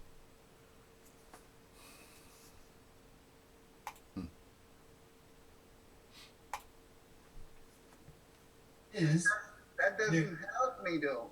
no, well, there isn't a you to help. Yeah. So how can a person who is experiencing There are no people. Yeah. You just think there are. Yeah. This is not a helpful message. No, of course not. It's not practical. But it's not funny. helpful. It's, You can't it's use fucking hilarious, You though. can't use it. It's the Oh, cosmic no. joke. Absolutely not. It's the fucking cosmic That's joke. how I started the meeting. It's hilarious. That what's suggested, what's being pointed to, is that what arises It's insane. is Schizophrenic. already not two. See, this Neo-Advaitins said it before. It's Jim Newman. already He said what's schizophrenic wrong. before. What? How come Oh. when in the past I've had In the past, glimpses that last for like 2 days or 3 days, and Yeah. I was 'Cause with it was the Conjured. teacher, Francis Lucille, and he said it was over. it was Francis all Lucille. done. There, see, the And French yet- Neo-Advaitin. Here I am back again in Francis Lucille. the same place I was before. Yeah. Yeah, that's what happens with the glimpse. But it's actually not really the same, is it? Because there's something's recognized in a glimpse. There's something else when a glimpse arises, which can't be remembered, but it's also never really forgotten. So it's not the same. But what you're describing is what happens apparently to a lot of people. There's a glimpse of what this is. The seeking vanishes or apparently Apparent vanishes, people. and then Apparent. seeking You shows up. said again. there's only apparent That's person. just what happens until it doesn't. They're not really And people. it's It's not really a frustrating, and person. at some point you just want to just give up. Oh, totally. Try that. Yeah. Sorry. Well- Yeah, give that up.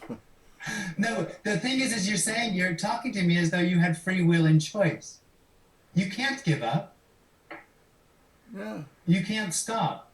You're not seeking. Because you never started. Seeking happens You out never of an began. impersonal energy that arises in the body Yeah. that says it knows what this is. Right.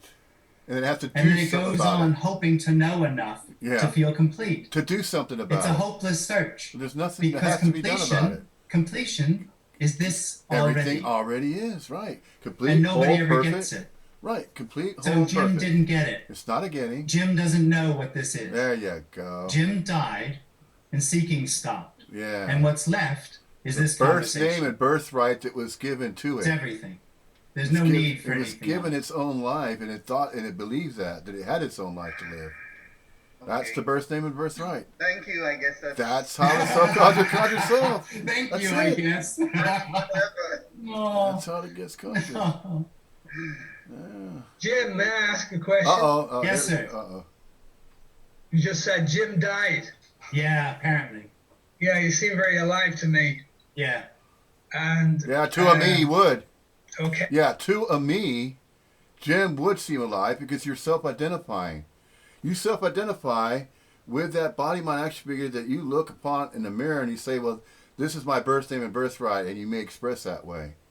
So whatever your name that you believe your name is as an individual, this particular body mind is about to express and about to piss off some other listeners. And you'll hear in the background of some younger listeners, and I think it's a female that says, get him off the fucking, the sad sign there. But it's understandable that you're going to get reactions. And the reactions that happen, they're not hostile. They're just, if you don't comprehend and understand, if you can't keep up with the Neo-Advaitin speaker, when I refer to keep up with and recognize the information that is being conveyed and is being shared there and pointing to that there is no individuality, is one without a second. There's nobody that stands alone, exists alone. There's no separation. There's no individual person living their own lives, no free will and co-volition. Once that is recognized, then it becomes almost intolerable. The Neo-Advaitin will begin to notice this. It will begin to notice a degree of intolerance to that which is conjuring its own separation, its own individuality, its own terminal uniqueness. Then it becomes intolerable. It feels as though it's intolerable. What's the matter with you? Why don't you understand the message behind non-duality? What is wrong with you? What is wrong, see? Well, is there anything right with you? No, nothing has to be right or wrong with you. But if you're conjuring separation as though you're terminally unique and you're self-identifying with a body that you believe is your own, and a mind that you believe you can entertain thoughts of your very own as though they're original thoughts? No. All of that's conjured. That's the self, conjured self. All of that drops. All that falls away. It never was real. It was never substantial. It was only thought to be evidential. Based on what? Based on what it thought it know. It's based on what it thought it knew and what it knows. It goes based on that because it's learned that. Well, I learned what I know. I was taught certain things, and so I went to school. I learned the subjects. I passed the tests. I went through the grade system of the academic system. I went through it. I went all the way to high school. If there are body minds that were exposed to those environments, and that's the story that they tell.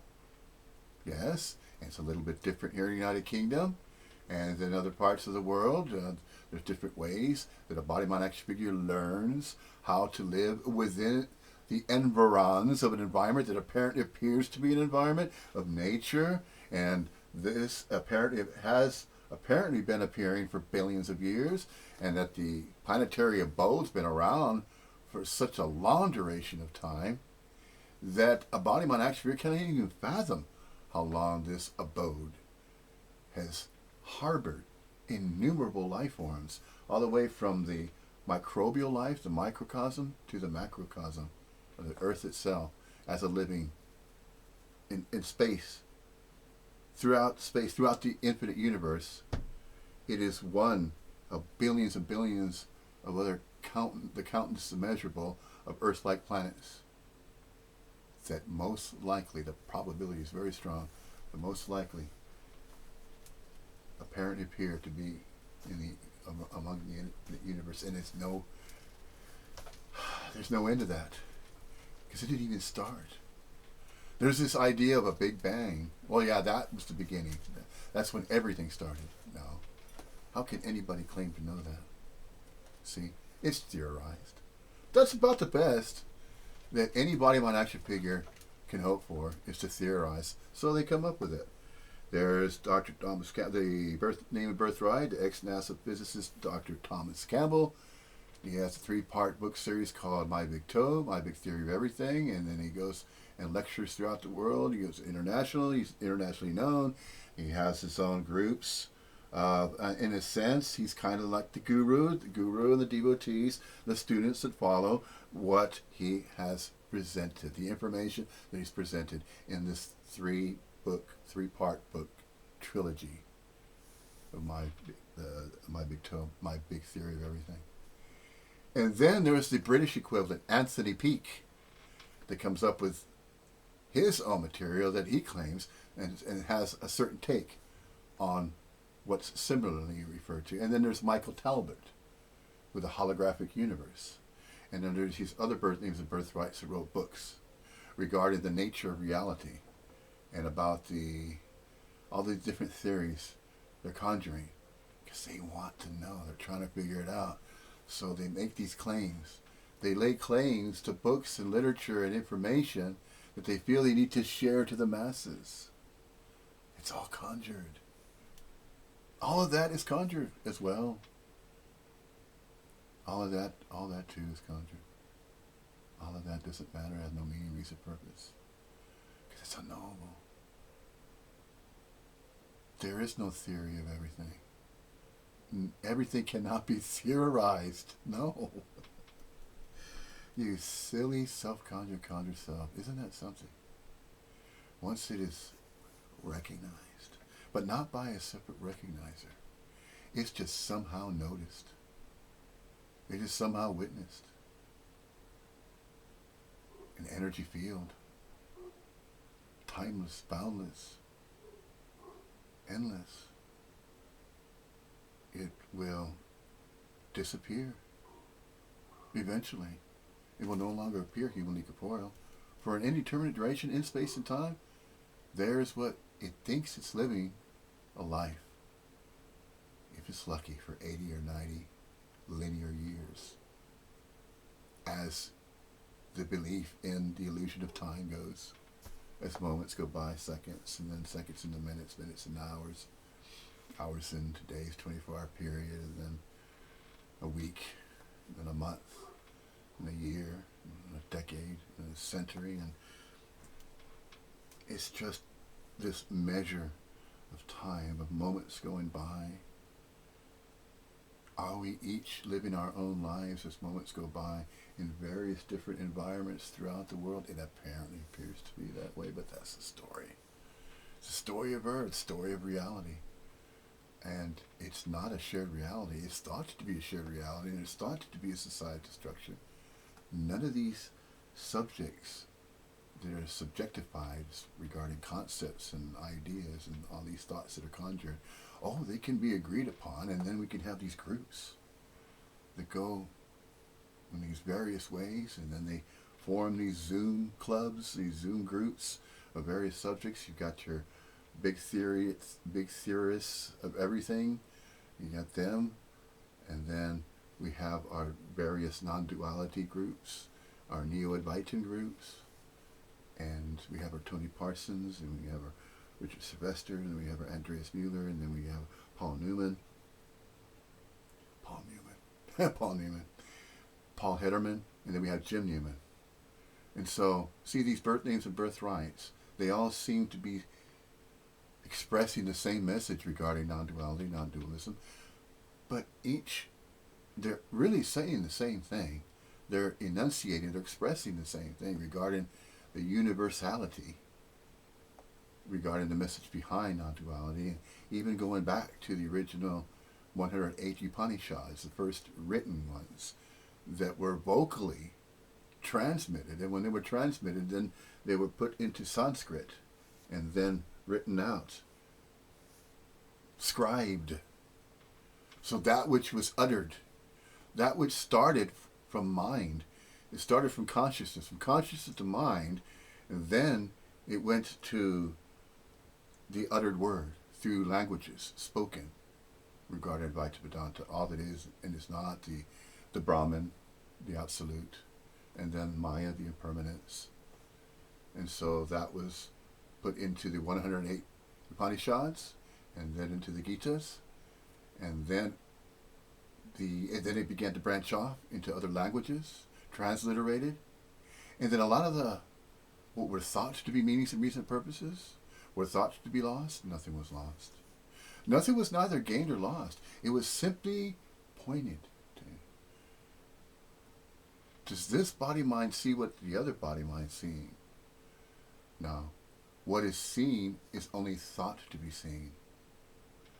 What is and what is not, it simply arises as it does, is always, in all spaces and all times, in all moments, and it's just everything, no thing, and no thing, everything, and constantly, no beginning, no end, the Alpha and Omega.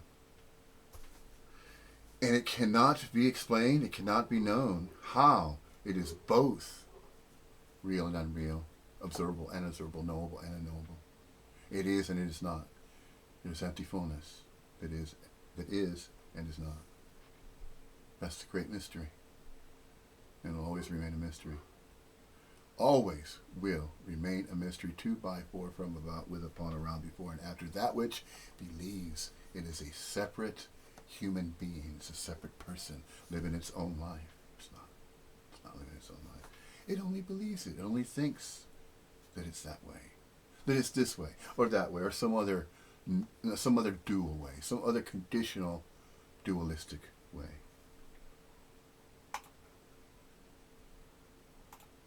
Hey, I know there's a shift that has taken place, or an apparent shift, yeah? Would you say that is the end of suffering? Oh, absolutely. It depends upon how you define suffering. So but if you define suffering as seeking, absolutely. If you define... Sorry, I've lost you. Fine. Can you repeat that, Jim? I missed it. Yeah, if you define suffering as the end of seeking, then it's the end of suffering. Okay, right, good. So that is something that we wholeheartedly long for in the heart. Well, we don't long for it. Or something. There's no such thing as we. But okay, there's no individual, I get that. but No, there's there's no. something. Mm, Yeah, there's no individual, but there is a longing still. yeah, yeah. And that Yeah. longing is real. Yeah, that longing is real. No, there's nothing real. Nothing real. Absolutely not. Is not what is happening. No, no. That's the whole dream. It's both. It's real and unreal. See, the subconscious conjure believes that something needs to be real to be substantiated, and permanently so. That's what the subconscious conjure believes. It cannot comprehend and know that which is unreal. It will not know how to include the unreal, or the unseen, or the unknowable, or the unobservable. But that is included, because it is everything and no thing, and separately so and not so. It's both.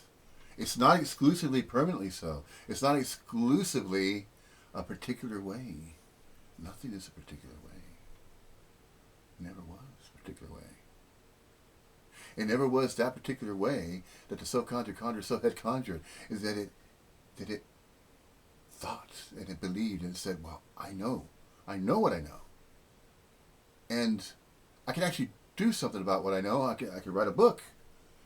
And it's evidential. This is what I know, so I wrote a book about it. There's various ways of looking at it. Yeah.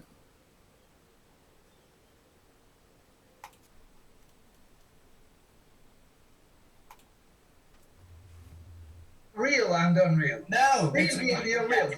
it's real and unreal, which you can't make sense of. Okay.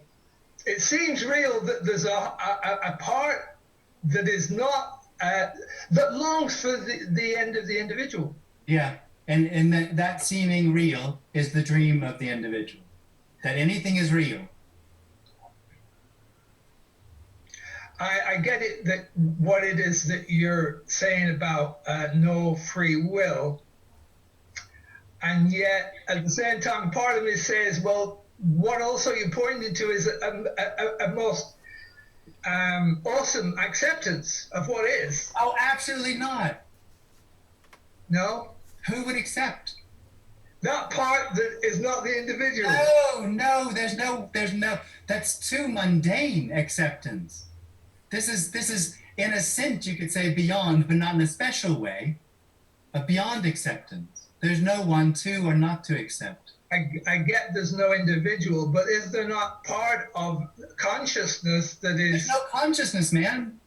Really? No. So, is there not, when this shift took place, is it not still the same pure awareness that was there prior? Pure awareness. Smacking mouth. Yeah. There's no awareness. There's no consciousness. That's all part of the dream of the individual. This is unknowing. Awareness and consciousness are things that the individual holds on to. It's a sort of a knowing. All right. Okay. This isn't knowing. This is pointing to that what is already is unknowing appearing. You can't have it. Can't be aware of it. Can't be conscious of it. It's too insubstantial. Okay, so you said before, Jim doesn't get this. You don't get this, right? Nobody gets it. Nobody It's not about does. getting it. It's the end. It's not about getting Okay, anything. get it. There's nothing that has to be gotten. So what It has is to be gotten. inspiring Fuck this that. There's no figure getting. that I'm looking at Getting now called anything. Jim Newman to speak what he's speaking? Yeah. What was that? How's Yeah. that work? Me? Well, of course. Right. Part of my dream. Well, this is just a response to the question. There's no teaching. There's no teaching. No. In other words, there's no exclusive answer, exclusive teaching required. It is indeed a response. It's just as any other body mind might respond in one of innumerable ways. But that's not to say that that's a unique response. It's neither unique or exclusive, and it's not substantial, or it has no meaning, reason, purpose behind the response. It's simply a response to question. And that's what the satsang is. It's a response to questions. It's not to explain regarding what non-duality is as though it's a process or a method or a teaching. It's none of those things. It has nothing to do with any type of process or teaching or method. It's nothing that anybody can get. Nobody gets this. The body mind action figure that is still self-identifying with itself as an individual person with a birth name and birthright that it believes it has, and then also that self-identification with a body mind that it believes is its own and claims it as its own, and then a life of a body mind action figure, the life 2x4 from, about, with, upon, around, before, and after that which we're not, which is just a manifestation of a human corporeal body mind called that. It's named, it's categorized, it's referred to, and in reference it becomes a subject to talk about, or an object to gaze upon. But it's neither. It's neither an object or a thing that's singled out, and then there's other separate things. They're exclusively so, and permanently so. No. There are innumerable ways. One without a second. And it's not even oneness. It's just whatever arises, whatever appears to arise. Of its own accord and volition, and you can't even say that. There is just simply the absolute, and there's just simply Maya. But you can't say, nobody can say. And even if anybody says, or expresses, or points to, it's still not even that. It's just all conjured. And so, the Neo-Advaitin that speaks of non-duality is not a separate, terminally unique Neo-Advaitin. It's not likened to the guru and the devotee. He's not a special, very special guru that you can go to that particular ashram in India and receive an Advaita Vedanta non-duality message of the satsang, unlike any other satsangs on the planet. No, it has nothing to do with exclusivity or particulars. Nothing is singled out. There is no separation. It's just factual. It's just a fact. It's just the way that it is and is not. And nobody knows it and nobody gets it. Nobody has to get it. It's already been this way. Always has been this way. Always will be this way. And nobody can figure out how and why. There are no hows and whys to that which is everything, no thing, and no thing, everything. Everything and nothing that's inseparably so and not so. It's unknowable how that is so and not so. How absolutely everything is so and not so. It's not knowable. Doesn't have to be known. There isn't anything to do about it. Nothing else to add to whatever it is and is not. All it is and is not. Nothing needs to be added. Nothing needs to be taken away from it. Yes, there are responses to questions. Yes, this particular body-mind action figure with a birth name and birthright of Jimnium is going to respond to questions in a particular way. Then this particular so-called Neo-Advaitin is going to respond in a satsang in a different way. Just simply responding. And it's just simply responding using a particular language. Then there's other language that are spoken, other Neo-Advaitins so-called. And that's not even an exclusive entitlement. This is an exclusive Neo-Advaitin club that people can join. And then they can say, oh yeah, I'm a follower and I agree with what Paul Hederman says, the birth name, birthright Paul Hederman, or I agree with Richard Sylvester, or I agree with Jim Newman, or I agree with Tony Parsons, or I agree with Andreas Mueller, and the list goes on. And it's going to continue to increase. Body-mind action figures that are associated with birth names and birthrights are going to not necessarily proclaim, but they're going to express and respond. Simply express and respond to questions. And then the Neo-Advaitin can either say, no, that's not it, or they could say, yes, absolutely, one or the other. And yet, there's no meaning, reason, purpose behind it. It's just response to questions. There's questions and there's answers. But are they exclusive? Is there anything exclusive or particular? Are there any exclusivities to everything? No, they're not. No. The countenance is just a measurable of that which is and is not. It has no measure.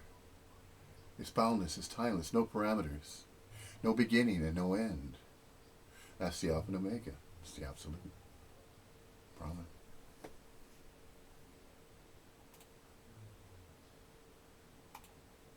This isn't telling you anything. It seems to be saying what it is that I imagine is true that it actually isn't. Absolutely. So it might be taking something away, but nobody does that. The message merely points out that what appears is unknowable. And that appearance of unknowability can have the experience of knowing. Shut the fuck up and learn to read, bro. Ooh. Hey? Yeah, somebody, I think, don't know what they wanted. I No. think they're gone now. Somebody sounded upset. Yeah, not surprising. It's an upsetting message, Jim. That's a very rational response to this message. Shut the fuck up, bro. It's not wrong. See, I'm getting it. Wow. I find it inspiring. It's incredibly inspiring. Yeah, totally. Oh, it is. Really? Oh, it is inspiring, isn't it? And so the next step is, if you're so inspired, that inspiration needs to be expressed in some way. Not in any way at all. No, these conversations are inspirational, but there's nothing that arises that talks about this otherwise without a question. Fuck Okay, yeah. so there's no expression. There's just simply the inspiration. Totally. Absolutely. And that inspiration can bring about this shift. No, nothing brings about the shift. The shift doesn't happen. Well, it happened to you, didn't It it? didn't happen to me. Okay, it happened anyway. It, Look, you, Shut the fuck it up, happened boomer. as much as anything else happens. Nothing really happens. Wait a minute. It Wait a only minute. really happens.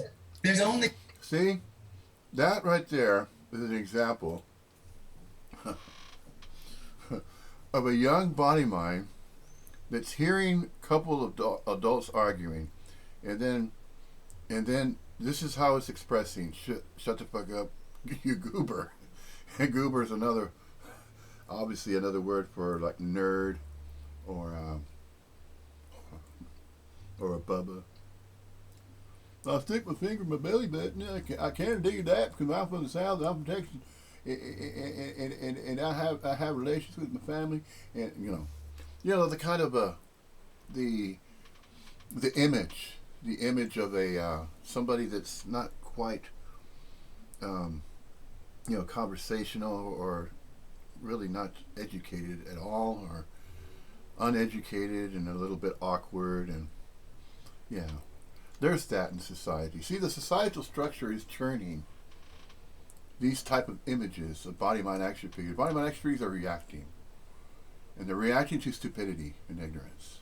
Whenever they see that demonstrated as another body mind action figure behaving a particular way that they believe they're behaving, that's not considered cool or hip, or somebody that really expresses in a particular way is considered suave or up to date, or with it, hip to the lingo of a particular generation, has nothing to do with any of those types of expressions. They're simply questioners. The self-contractor self simply has questions. It's just trying to figure out what cannot be figured out, which is just simply life. So just get on with it. Just go on with whatever apparently appears to happen, and then the body mind just reacts, and it may react to various let's say expressions from other people, and they're going to either think oh, that's cool, yeah, fuck yeah, or no, he's an asshole, or he doesn't know what he's talking about, he's a hater, or, you get all these different responses from various body minds. But you see, those body minds are operating based on reactionary responses. It's just simply reacting to the environment, or is reacting to what it believes are other people expressing in some particular way. So it's going to judge. It's going to criticize and judge every time, because it critiques itself before it expresses, and it thinks in terms of, well, perhaps I know what the image of cool is, what a cool person is, and I'd like to hang out with them, and everybody else is a fucking goober or a loser, or or a hater or whatnot. So there's these terminologies that each generation may come up with. And back in the 60s, it was the hippies, the hippie movement. And then in the 70s, you had the culture, the American culture. Certain kinds of music was being released. There was a disco era and culture and things like that. That's what the self-conjured self believes in, things that are conditional that way. They're either cool or they're uncool. They're intelligent, they're smart, or they're stupid. They're mean, they're haters, or they're lovers, or there's fighters, and then everything is judged, because that is the reaction of a body-mind action figure that is learned to be a particular way. It's learned to react in a particular way to its environment, and it all stems. A majority of those reactions stem from the public school system, and the public school system puts together all these different people of all kinds of different backgrounds and perspectives, and you see as though there's different people expressing differently, but they're around the same age group, and yet there's this consensus that there's a certain way to behave and it should be followed. So then there's these institutions of academia that are set up, and then these laws, these civil laws. You must attend school. You must be part of the societal structure. You must be economically viable. If you're going to be part of society, then you have to abide by the rules, the laws of the land. And that is what's created a majority of the separation, of a separate sense of self, and then groups that are agreeing with the establishment or not, or disagreeing with the establishment. And then there's governors, and then there's presidents and leaders of countries, and that has also created separation, a sense of separation. And if you're not with us, you're against us idea. Those kind of ideologies behind what goes on in societal structure. You can a body mind can learn regarding that which is thought to be a societal structure, and that it's substantial and exists, and there is a grid, and that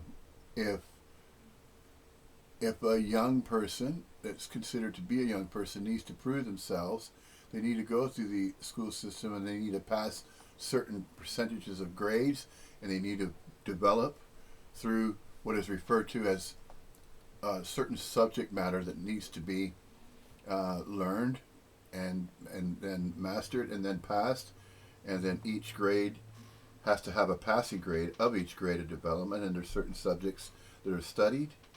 Of course, all begins with the language that's learned, and one of the universal languages, of course, is English, and so the alphabet's learned.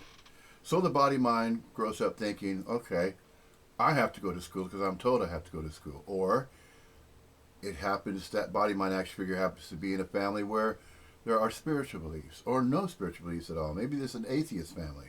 Maybe there's parents that are atheists and they have no beliefs whatsoever and they're anti-religious, or are very religious, follow some denominational program, some fundamental religious group. Or maybe they're New Age, or maybe they're Wiccan or pagan, or any of these other belief systems. Buddhists. You can have all these different isms that a body mind may decide to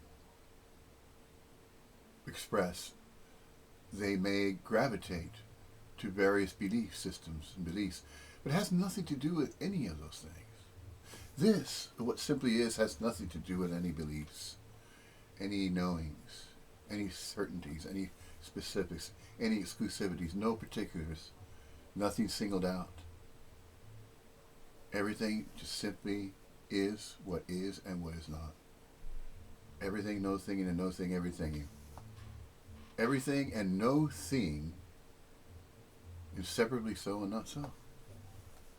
And that includes absolutely everything that's visibly observable and not visibly observable. Everything real and unreal. Everything and no thing that is knowable and unknowable. And so it's all included. Absolutely everything's included. And you could just go on and on. A body-mind action figure can express either as a neo-Advaitin and just simply continue a particular way, whilst the idea of a separate sense of self collapses and continues to do so, simply because it had spent what seemingly was a certain number of years, an indeterminate duration in space and time that seemed to be a certain duration in space and time, spent supporting and reinforcing the idea of separateness, the idea of a separate sense of self, of an individual person, terminally unique with free will and coordinated volition, that it was living its own life, my choices, my destiny, my career, my belongings, my things, my house, my clothes. It just goes on and on about the ownership, the claiming and the ownership of anything of absolutely anything that is thought about, is considered, anything that has to do with the five senses of a body-mind action figure, and it claims everything that's attributed to that which is considered a gate, or a sense of smell, a sense of hearing, taste, sight.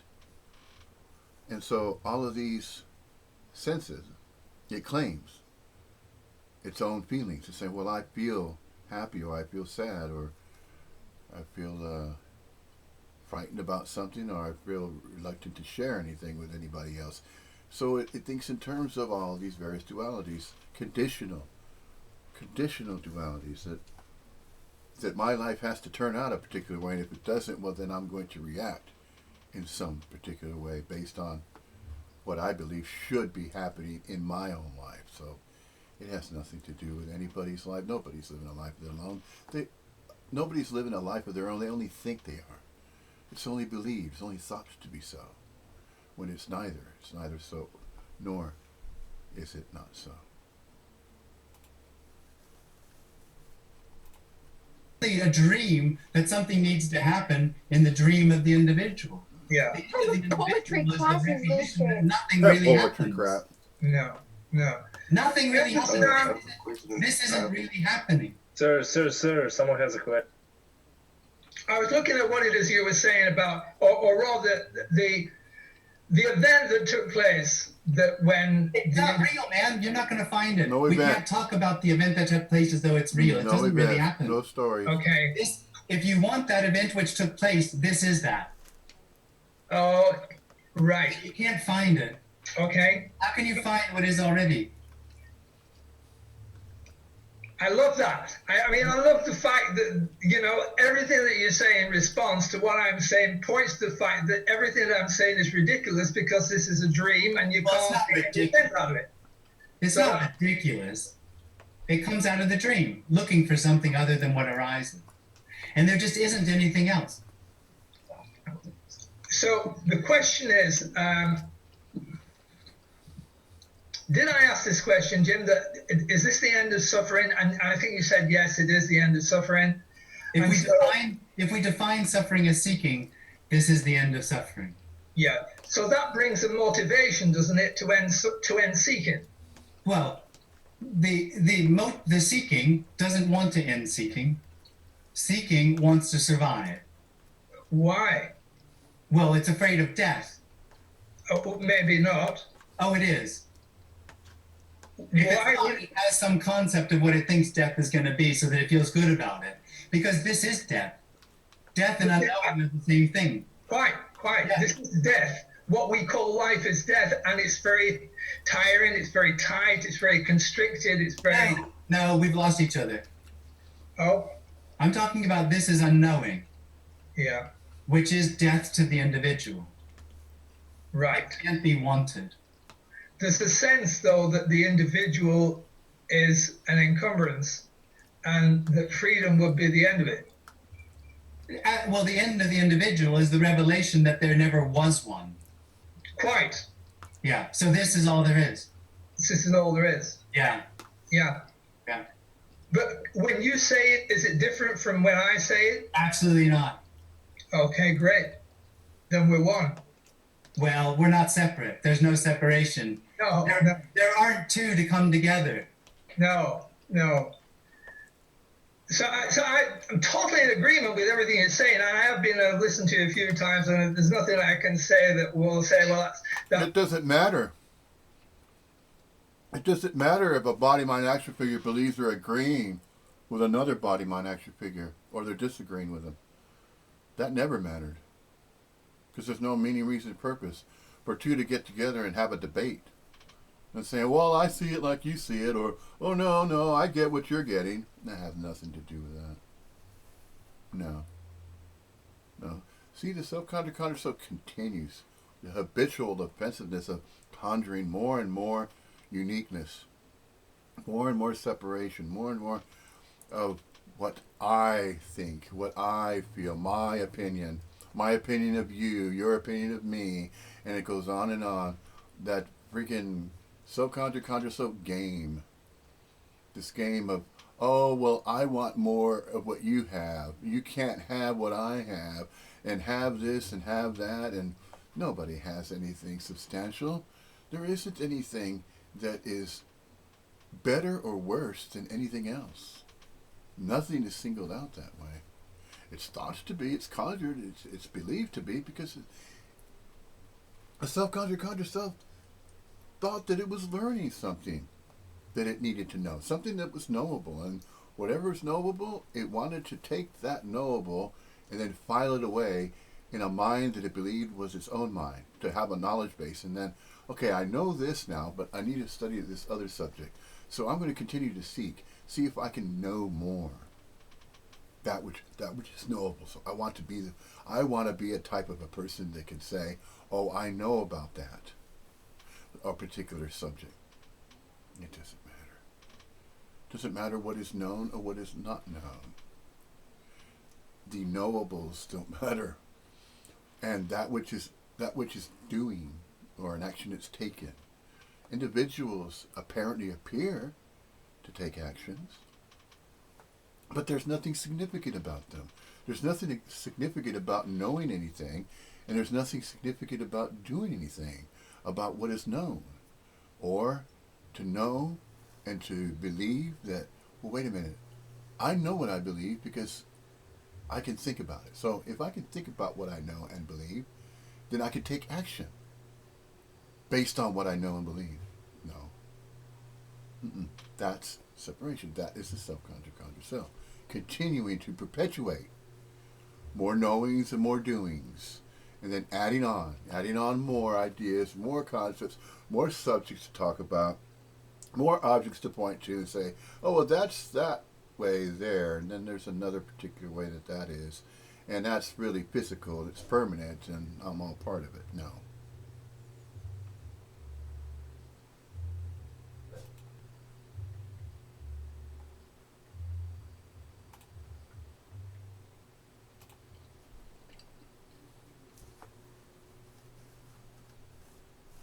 Seems to be lost. And in that experience that something's missing or lost, the seeker begins. The problem or the difficulty or the conundrum for the seeker is it's looking for what's already happening.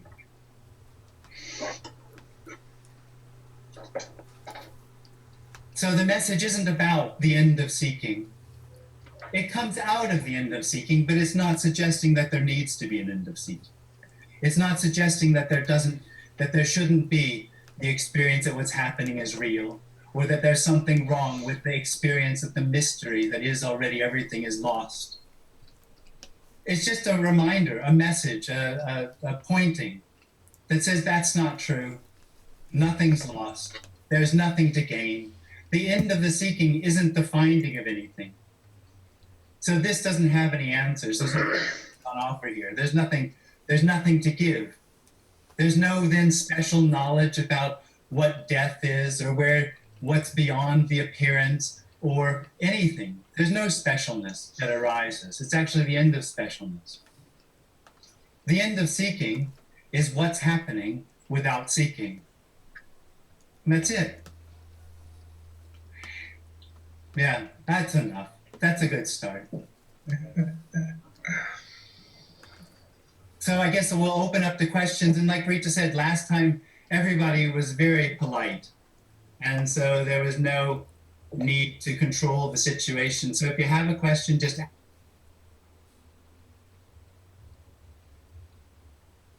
see, the individual lives in a world of intention where what appears isn't good enough.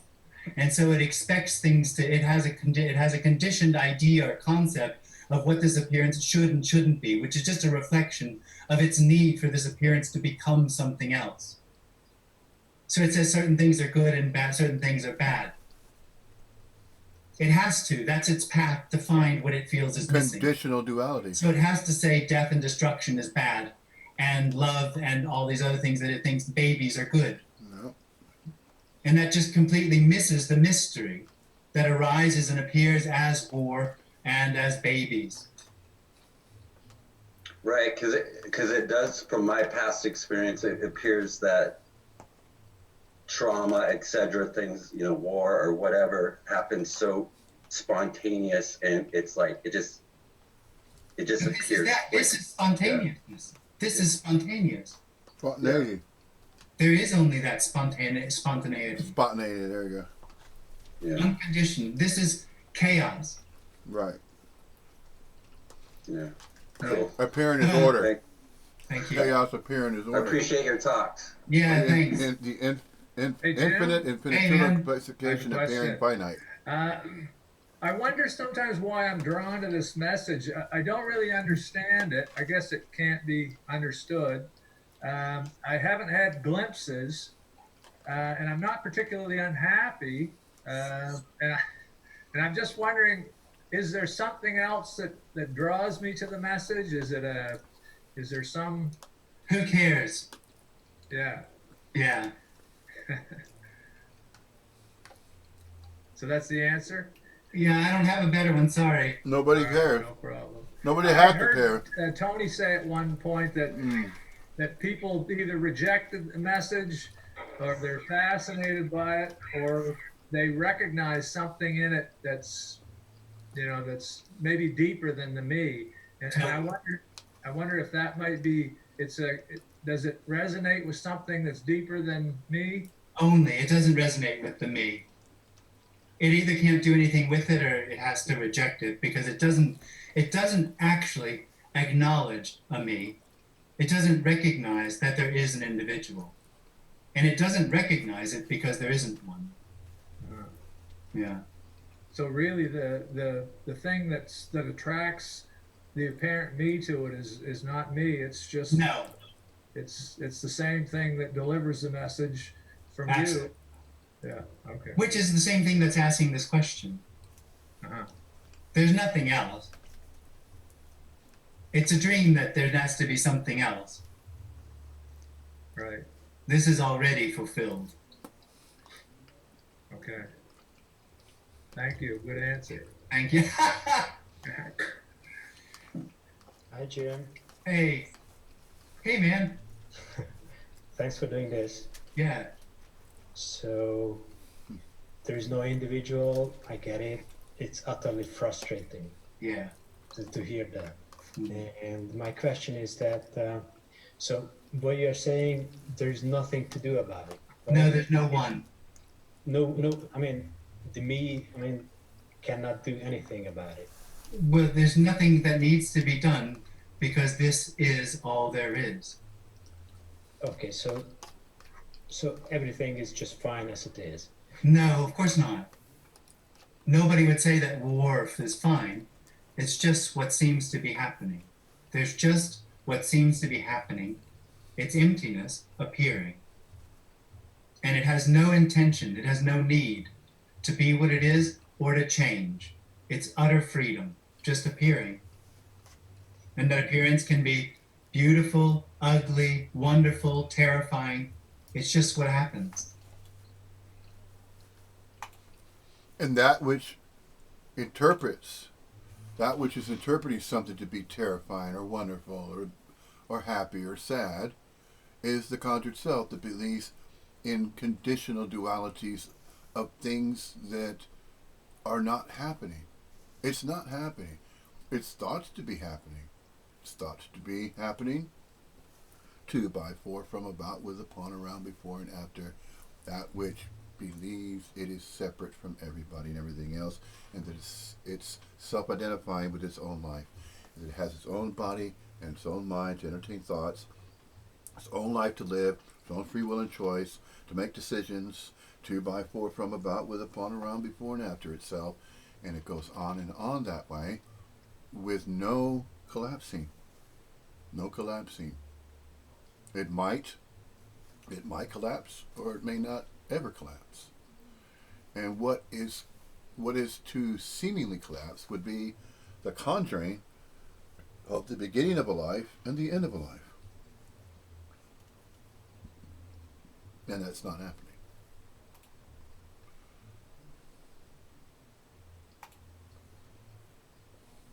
Okay, and the message is that the me doesn't exist, it cannot do anything, right? Absolutely. Well, there isn't one.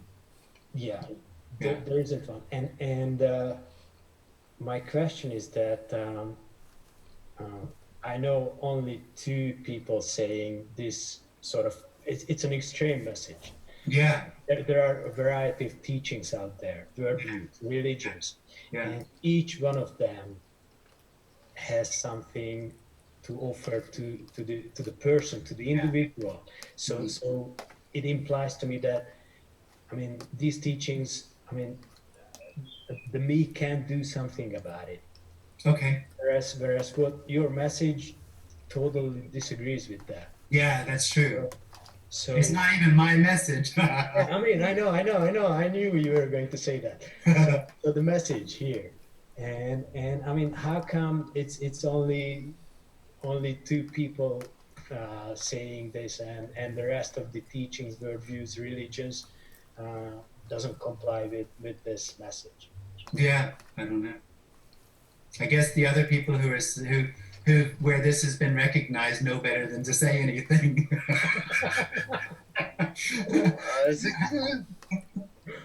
Jim, I've got a question. No. Yeah. Okay. Basically, I just had the realization. I was just sitting here, and I just had the realization earlier today that I'm always wanting to change what is. You know, it's so automatic that I don't even notice it anymore.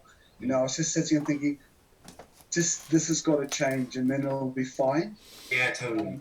So, and then I just thought, well, is it possible for the separate individual to see what is? Because, you know, a lot of the message says it's just what is, you know.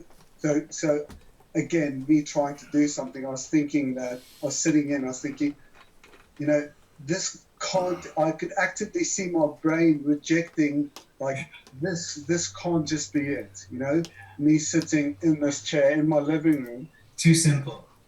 And yeah, it's too simple, and and it's like I'm watching my brain rejecting it, and it's just so bizarre, you know. It's just like, because that's not your brain rejecting it. I can see my brain. You keep saying my brain. See, that's the difference between that which believes that they are a separate individual with their own brain to say it's my brain. See, the self-conjured self will continue to refer to that which it believes to be its own mind, its own brain, its own thoughts, its own life to live, its own feelings. It claims all of it when they're just simply feelings across the board, so to speak. There's just feelings. There's just life. Nobody owns it.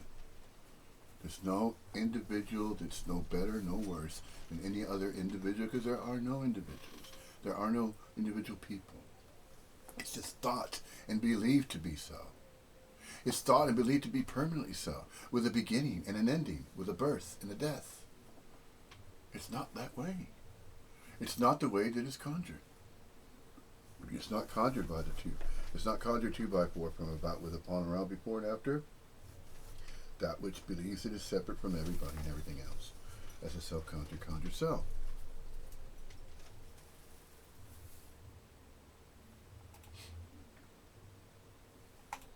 Brain working It's not against your brain.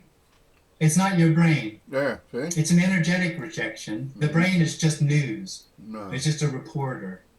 It's a biological computer. Yeah, so to speak. It's not about the brain. It's about an energy that arises out of the contraction in the body. That rejects it. That says, this isn't it. Yeah. There must be something more. Right. I need something more. And there's nothing to do or not do about it. It's just What could be done to make this what it is already? Yeah, what it is already. No. But the me will still want to change it. Regardless. Absolutely. It's just until it doesn't. Until it dies. It gives So up. there's nothing to do or not do, because by not doing it, it's also doing something. Same thing, yeah, totally. And it's also everything that's happening as it's words are coming out of my mouth is it anyway.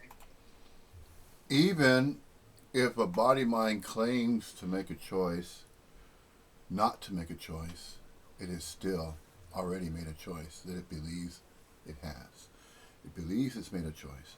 Even if it decides, no, I'm not going to make a choice, that's still a decision. It's still a choice not to decide anything. Self cannot get out of self. And yet there's also no self. It's all conjured. To conjure self. There's nothing right or wrong about it. It's just what apparently appears to happen.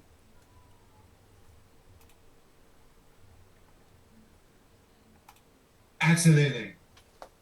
But yeah, it's just checkmate. Yes, completely, yeah. So, okay, thank you. Yeah, thanks. Just another question. Yeah. So you said it's there until it dies, right? It's there until it isn't. That sounds like a bit of an I also awakening. said it's not there. Yeah, but you just said not anywhere that it's there until it isn't. You know. Yeah, when somebody's talking out of the dream, that they're having the experience of looking for something else. When that dream ends, it's recognized it never happened. And again, there is no here and there is no there.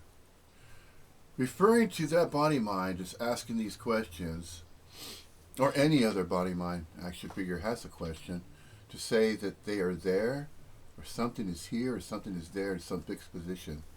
That is not so. That is not the case. There isn't anything that is appearing in some fixed position in space and time. They're just appearances. There are appearances, there are disappearances, and reappearances, but none of them are exclusive. And it's not known how and why that is. How and why it is so and not so. So to ask, well, how and why is something permanently so when that is not even the case?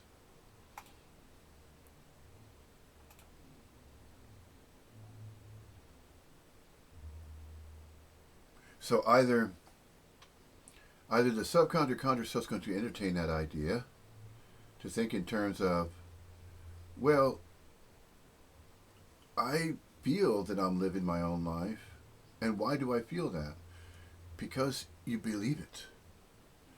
The subconscious conscious believes in what it feels and what it knows, because it believes it is experiencing its own personal feelings, its own personal experiences. It takes life itself personally. It personalizes. It claims it personalizes everything it comes in conscious contact with. Therefore, this is how and why there's that feeling of sense of a separate self. This feeling that wait a minute, I know I'm living my own life. I know about it because I can think about it and I learned it. See?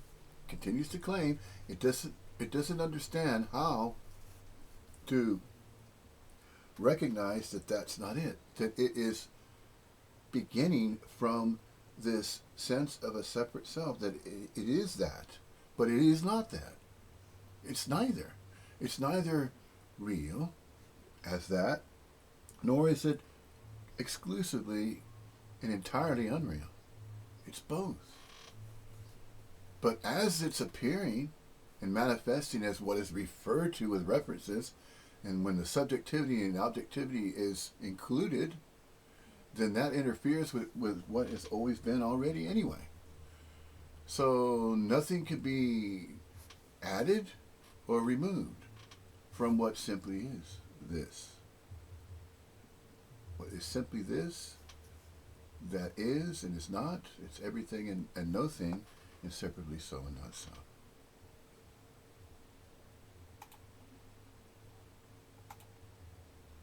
Right, so that experience some might call an awakening. It's not an experience, and it is an awakening. But nothingness is also a concept. We're trying to point to something that can't be known or understood. It's not an experience. It's not something outside of you that you could add to you. It is. It is the words coming out of your mouth. All we're pointing out is that this conversation is everything, without beginning or end. It's not coming from anywhere or going anywhere. And as long as there's the experience that it's coming from somewhere, there'll be the need for it to go somewhere. But isn't this meeting also an apparent working out of Absolutely not. What could work out what is already? But isn't there some motivation for you to do these meetings? Absolutely not. It's a total response from nothing. I feel like we might have strayed away from, like, I know it's language is so interesting. There is no straying away from anything. Not really. I mean, it's also not really. It's just concepts pointing to what can't be known. And you will continue to try to know what can't be known until that experience that this is happening really stops. Of its own accord. I feel like correlation. discussion about this is a type of trying to know what can't be known without saying that is exactly what you're doing, and it won't go anywhere. You can't do it, man. How could you know what can't be known? You can't know what's unknowable. Precisely. It's just what arises. Yeah. There aren't of its two, own. man. Of its there own. just aren't two. So whatever arises of its own accord and volition, which is the absolute, which is Brahman, nobody can do anything about that. But yet, the self-conjured conjured self is that stubborn to think that, well, wait a minute, I still might be able to think. I still might be able to think about it, and if I can, I'm going to come up with the answer. Nobody else has come up with. There must be a way. Yeah. So, it'll reject this message. It'll reject the message, and then it will continue to seek. And then it will go from one new Advaita speaker to another, and another, and another, and another, thinking that it still hasn't heard the answer it needs to hear. If it hears something that it believes sounds true to it, it'll latch on to that.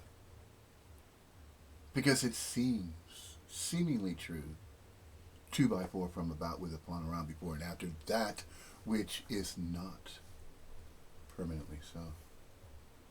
See, it only believes. It conjures the idea that it's separate from everybody and everything else. And it runs that vicious circle of conditional dualities. That everything that it encounters, everything it comes in conscious contact with, via a body mind that it has claimed as its own, because it believes it is that. It is permanently so. As a physical body and mind that had a beginning when it was born and will have an end when it dies. And so it only considers those types, it regards those particular types of conditional dualities. And that's its reality. That's its reality. It's its function. Its very function. Anything that could be learned, anything that could be known, anything that could be learned, anything that could be done. It believes in doings and knowings. When none of that is ever happening. So, these beliefs and conjurings and dreams, the dreamings generated 2 by 4 from about, with, upon, around, before, and after that which is not exclusively so, and it's not permanently so, and it's not separate from everybody and everything else. It just thinks it is. It just conjures the idea as though it is. As though it is separate, eternally unique from everybody and everything else. There is no everybody and everything else. There never was an everybody and everything else, and there never will be an everybody and everything else. See? All of these concepts and these ideas and these subjects that are conjured, none of them matter. They never did. Therefore, once it's recognized by that which we are, not by that which we're not. That which we're not is the conjured self. The conjured self that's not so. It's not permanently so. It's not permanently real.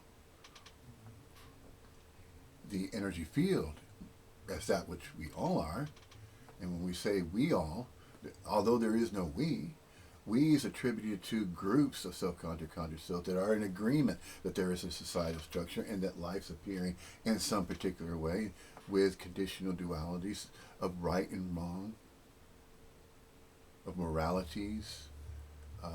This is this way and that is that way, and there's these particular ways of behaving or projecting a body, mind, action figure that is owned and claimed as its own, that it's permanently so, and it had a beginning, will have an end. All those conditional dualities, it believes in them wholeheartedly, and it will defend them, which is why it goes on questioning. It continues to question, continuously questioning, when it doesn't have to. It never did have to. It never had to question whatever arises. It does not have to question. That which already is. It's already always been the way that it is and is not.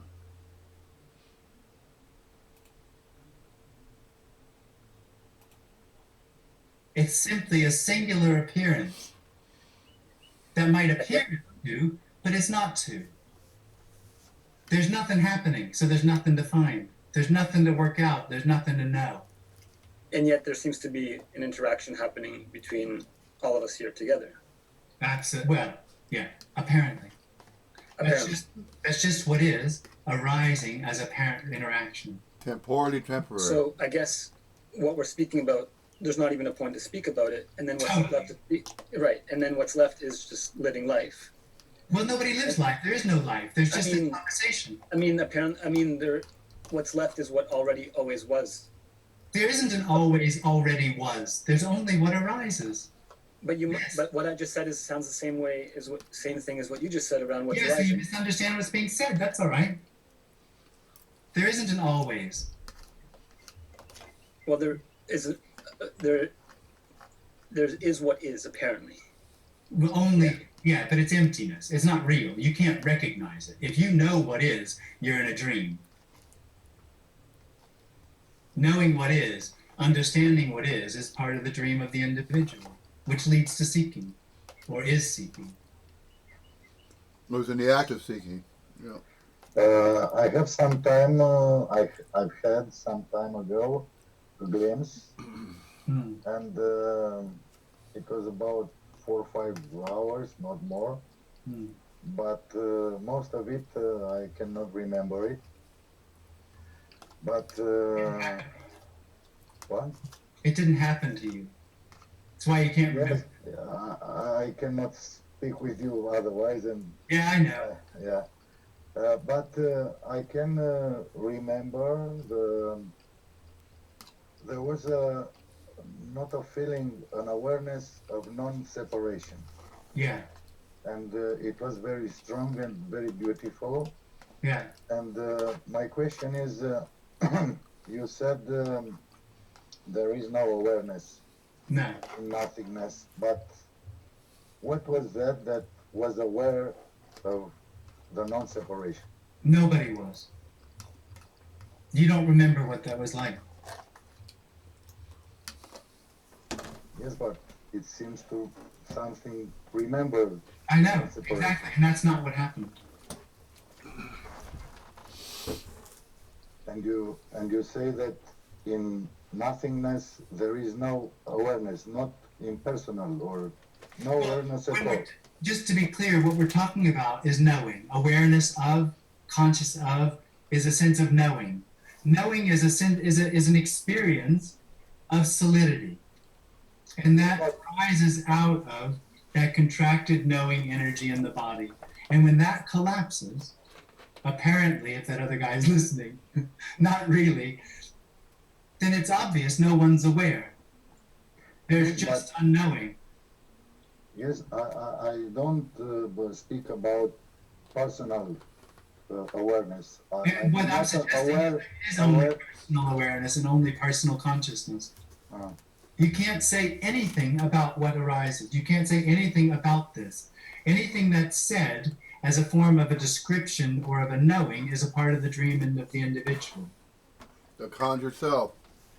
Yep. Okay, and the second question, I can see or know that there are bodies we know to me, but there is a me without a body? No. Oh. So when But just to be clear, there isn't a me already.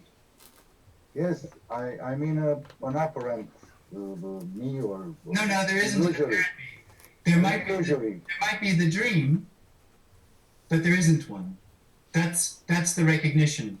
When me falls away, the recognition is there never was me. Nothing was lost, there's nothing to find. Or there never was a self. It was conjured. Recognition. There never was a conjured self that was conjured. I mean, whose recognition is? No one. No one. No one. It's the end of something that wasn't happening. Yep. But is an awareness about this recognition? Absolutely not. It's the end of awareness. It's the end of the dream of awareness. See, it was thought to be that way, though, at some point in a life that it thought it was leading of its own accord. Okay, thank you. That's why it was locked in that way of thinking. Hey, man. I participated in one of your meetings in Vienna in March. Yeah. And after the meeting, I went to an Irish pub where I sat down to watch some football. And a lady, an Irish lady, she was she was more than 80 years old, and she sat beside me and she wanted to talk, and she started to ask the same questions again and again and again. So it was obvious she had Alzheimer's. And I asked you in the meeting something about perspective. What is perspective? Are there different perspectives? I mean, apparently I'm here and and you are there, even if the dream. No. Exactly. See, there's another one. That's quite a common theme.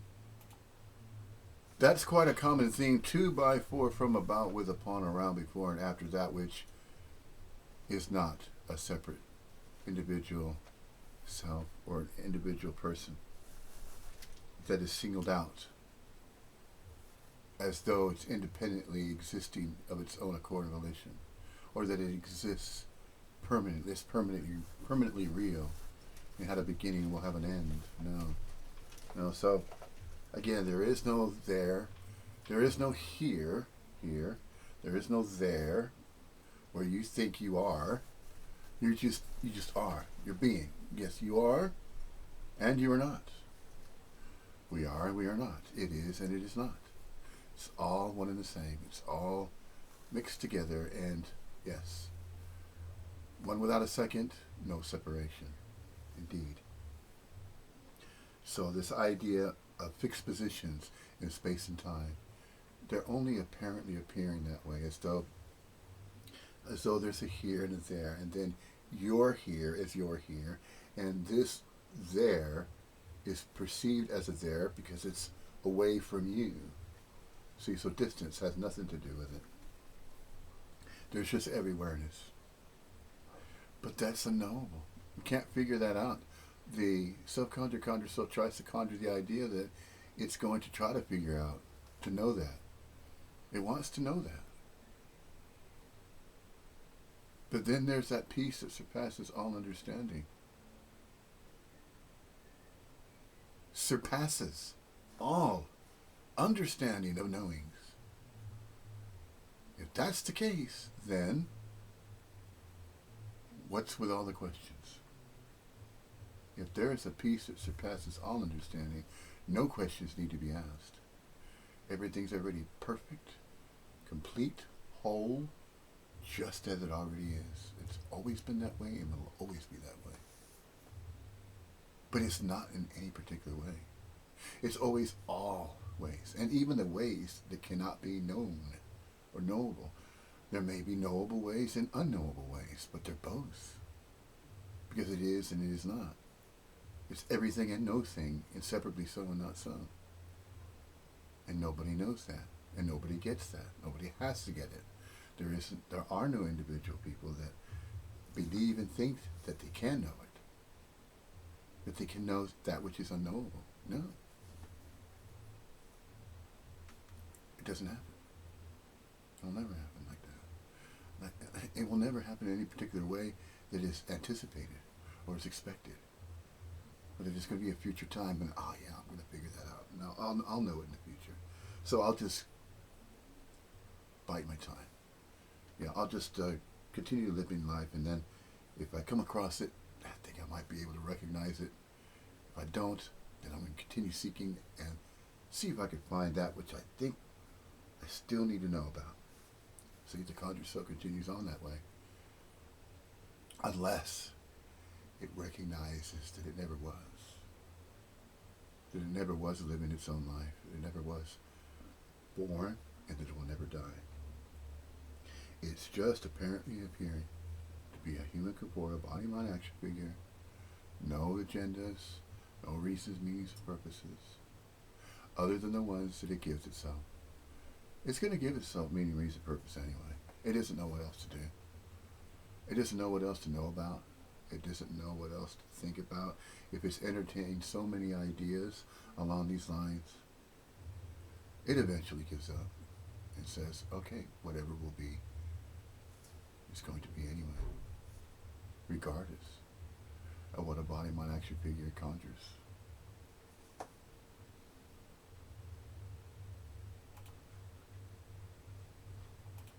Exactly, and that's what you also told me. That's and I accept it. Not only in intellectual level, it's quite obvious. But the interesting part was I started to get annoyed with this lady for 5 minutes, and then something happened in the room where she asked me the same question 3 times. Something of the kind of, do you have brothers and sisters? She was Irish and I have red hair, so she was very excited. And I started to just get into the conversation where I answered fresh. Every time. Yeah. And there was no agitation, no irritation, nothing. And it was fun every time. Would you say that there still is... I'm sorry. Would you... I mean, there still is the lady and my contracted energy body there.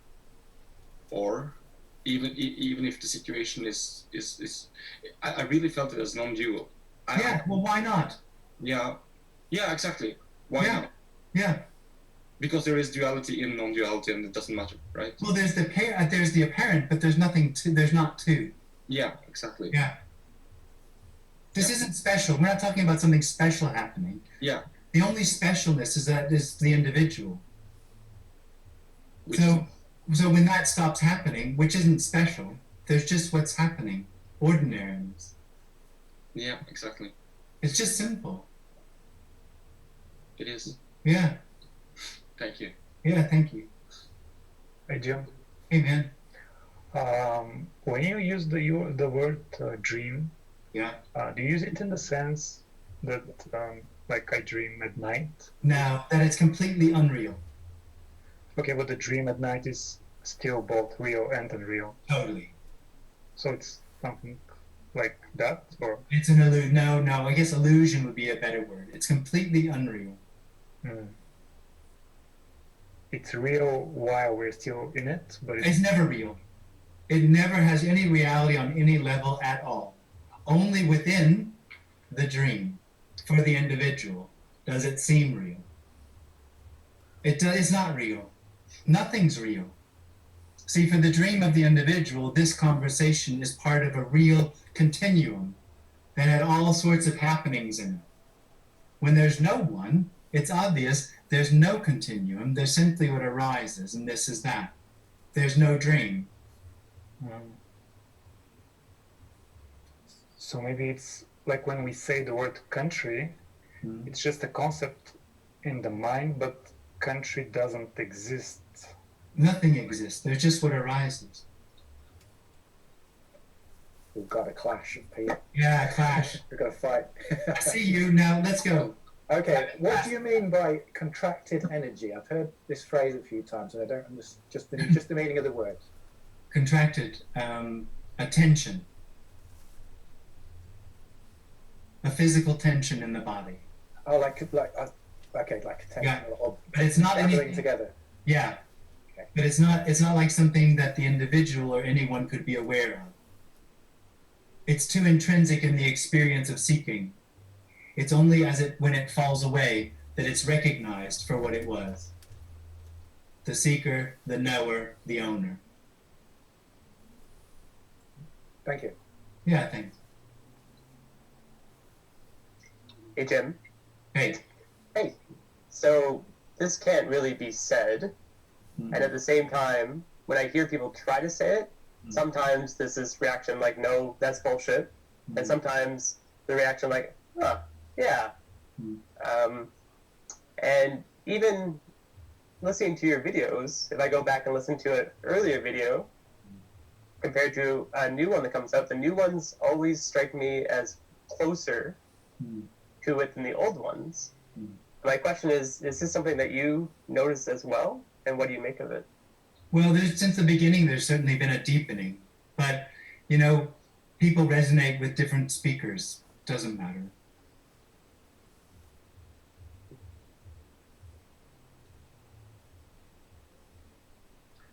Jim, I had a quick question, clarification on separation.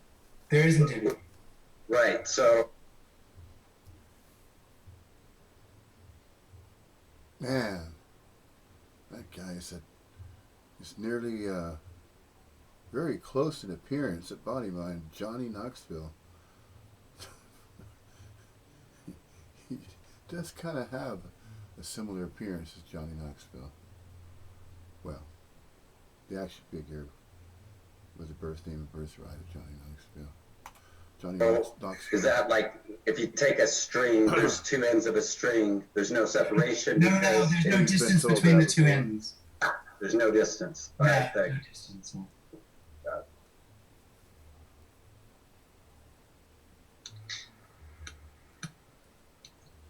Hello, can I ask a follow-up question to that, please? Yeah. Hiya. I'm just wondering whether we could define this idea of separation itself. Okay. Is it just the idea that we think things happen to us? It's not. It's not thought. It's an experience. There is a solidity in the body which arises in everything else that makes it seem like what arises is real. Separate. Exclusively real. And that experience gives this idea of like an inside and an outside to the universe. Yeah. Okay. Thank you. Thanks. Hi, Jim, again. Yeah. I don't remember if it was I heard it from you or from Team Freak, but it was a talk I remember, and something coming out of nothing. It was combined with discussion about quantum physics. I wouldn't have said that. Sorry? I wouldn't have said something coming out of nothing. Okay. What do you make of that quote, though? A story. A story. Yeah. It's a story which can be understood. Yeah, exactly. See, this is nothing. Because everything is everything, yeah. No, because this is nothing. It's not coming out of nothing. It's not becoming anything. Because it is. It is nothing. Yeah, okay. Thank you. Hey, just a quick question. You mentioned, Jim? Yeah, hey. Hey, you mentioned that the contracted energy is a tension. It's a tension in the body. Yeah, apparently. It's not real. There is no tension, there is no individual, there is no duality. I know, but when you were speaking about it, yeah, you were mentioning how the contracted energy is a tension. Yeah. Where in the body is it? The whole body. The whole body. A whole body. All the way to the end of your beard. From your toes to the end of your beard, all the way. Everything. Okay. And yeah, so you're just saying it's a whole body, it's a body experience. Yeah. It is the experience. There is no other experience. Would you say that it extends beyond the body as well, into the environment? Just the body? I mean, in the sense, I'm not sure what you mean, but when it arises in the body, it actually arises in everything else. So including space and time. And therefore, the entire experience or the entire appearance seems to be or have the quality of being real, solid. A couple of things come along with that it's meaningful and purposeful. And that is all part of the illusion of the individual. None of it's happening. So, you know, when you wake up from a dream, you realize that although it was like you in the dream, it wasn't really you and it wasn't really happening. So, is it like that? A little bit. You know? In some ways, the dream is less real because it never really happened. And in some ways, it has a profundity to it because it's the end. It's the end of an illusory reality that seemed to be real. So, yes and no, I'd have to say. Yeah, but like when you wake up, the dream disappears, right? Yeah. I mean, it's still in your head, but it's like you realize that it's not really there. Yeah. So, Now this is different because when it stops happening, it never happened. well, the same as in a dream. No, the dream you can remember is really happening. It seemed to happen. This is the recognition it never happened. It didn't seem to happen. It never happened. Yeah. There is no individual.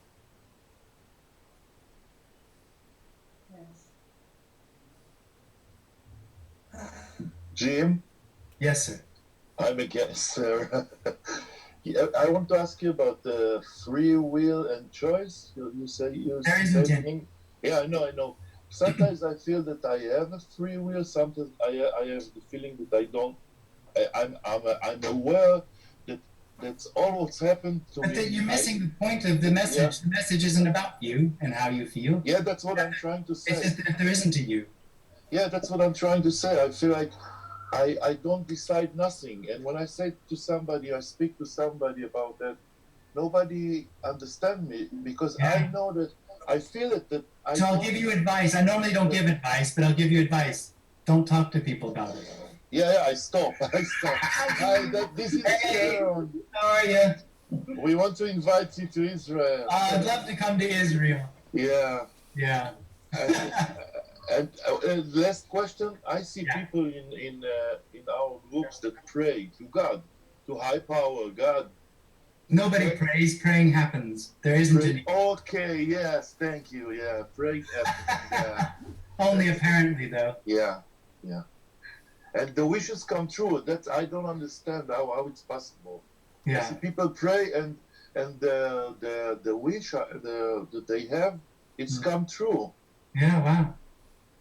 That's what's happening, or it's there's only what seems to be happening. There's nothing really happening. Okay. Thanks a lot, Jim. Yeah, thank you. We love you. We love you. Love you too, man. Thank you. Hi, Jim. Hey. Hey, nice to see you. Can you hear me? Yeah, can you hear me? I can. Yeah. Can, right? Could you say that everything is appearing, but it's not a thing, it's not a solid object? Totally. Yeah. And And that doesn't change whether there's a me or not a me. Well, if there's a me, it seems to be real. Pardon? If it's a me, it seems to be real. Yeah, I mean, I know what you mean, and I mean the appearance is exactly the same. The feelings, the thoughts appearing. I would never say that. I would never say that. As long as there's an individual, all of that stuff has a different color or flavor to it because it's happening to me. It's covered in the seed of meaning and purpose. It has a quality of free will and choice. It has the quality of those things create sort of a dream world where I have right and wrong and good and bad, where I have some sort of, where the whole appearance seems to have a value of which I am either fulfilling or not fulfilling. That whole construct collapses with the collapsing of the experience of I am. Yeah, and so here, everything still appears. There's still feelings. There's still lots of thoughts. Yeah. But the difference is that the appearance is exactly the same. Yeah. The only difference is that they are empty now. Totally. Well, that's it. Same thing. Absolutely. Yeah. Yeah. And yeah. Okay, that's great. Thank you. Yeah. Lovely. Hello, Great. Jim. Thank you. Hey, man. So, there is the experience of something here wanting something else, else than what is. Yeah. And there's this message, and the experience is that the message is sought out because it thinks that there will be a change incited by this message or some other message. Yeah. And so you'll get bored soon enough and go to something else. Yes, and that has happened. Yes. And yet there seems to be more and more clarity with the various messages that are there and received. There's a loosening, there's an opening up of that desire for something to change. Yeah. And I hear others kind of touching on this too, but it seems almost unavoidable that there's still the clinging to the process. What is it that's going to bring this experience to an end? Yeah, that's hope. The individual lives in hope. And so I'm relatively new to your particular phrasing of this, but I think watching you for 5 minutes is kind of enough to see. Totally.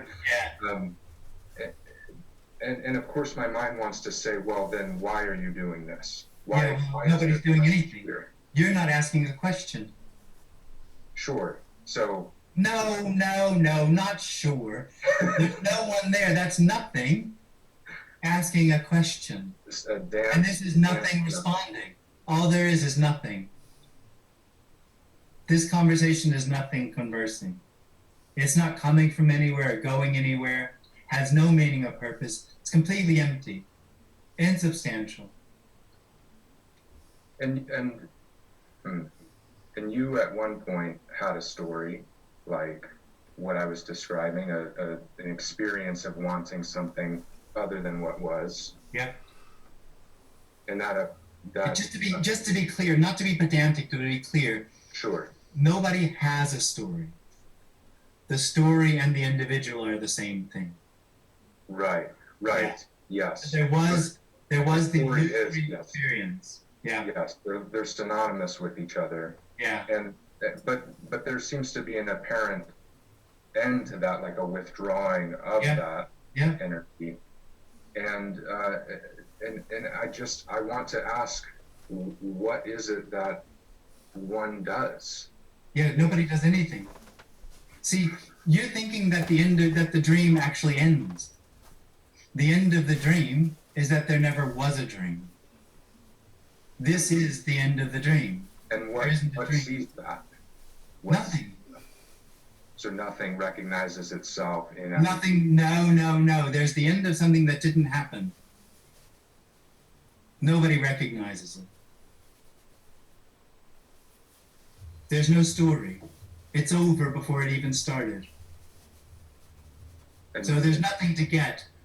Yes. There's nothing to do because there's nothing lost. There's nothing missing. And we're drawn to the message like a Yeah, some are. Yeah. Okay. Thank you. Thank you. Hey, Jim. Hey. Oh, again.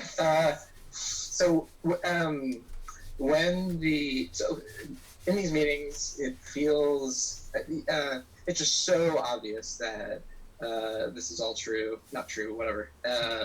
And when the me goes away, when it dies, is it basically like this, but the I never comes back?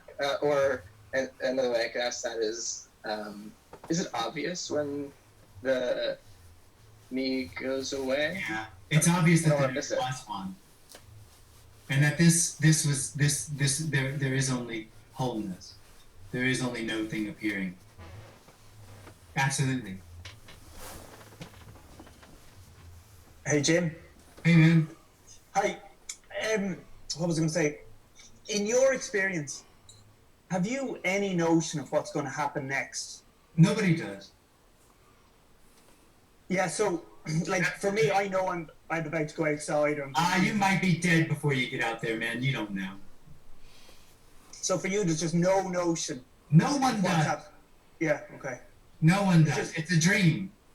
It's always totally fresh. Of course. Yeah. Okay, that's it. Thank you. Thank you. Cheers. Cheers. Hi, Jim. Hey. Can I you made it. Good. Hello. Hello. I feel completely helpless because I listened to the message that you're sharing quite a few times, and I know that there's nothing that I can do to end the experience of seeking. And it's just so dissatisfying, just constantly needing something different, constantly needing more, constantly needing something more, and it's just never enough. And I'm just always so frustrated.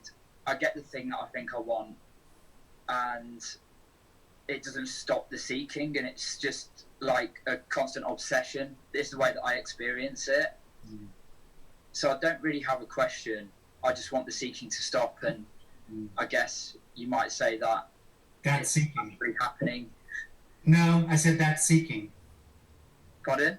Wanting the seeking to stop is seeking. So I don't get it. No, I don't either. Just fully, I feel powerless, like there's nothing I can do. Well, there isn't a you. I wish that I didn't experience being a me. You don't. You are me. That experience arises. I still Nobody has it. What's that? I still have the experience that I'm real, and that things matter, and that I need to work it all out and get somewhere, and I'm just exhausted, like fully exhausted. It's exhausting. Yeah. But the only thing that's left to say is thank you. I know you're not sharing the message, but thank you for sharing the message. Oh, thank you. Yeah, thanks. And it obviously does resonate because I keep coming back to it, and there's times when I hate it and I don't want to listen to it, but then after a couple of days I start listening again. It is a great message. No. That's it. Thank you. Thank you. Hi, Jim. Hey. Hey. When the seeking stopped, and there's initially sort of a wow of like everything's empty, everything's completely empty. Yeah. Is there any sense of disappointment there? And that might be the wrong word actually. Surprise. Surprise. Well, here it was apparently there was a surprise. Yes. This, after the wow and the surprise is gone, and was there Was there any? No. No. Okay. No one to be not- disappointed. Pardon? No one to be disappointed. Yeah, I know. I guess you might say The whole that. need for this to be something special or different just doesn't arise anymore in that way. Yeah, because it's just very ordinary. It's just, Yeah. I mean, it's kind of like, yeah, this is what it always was, all the time. Yeah.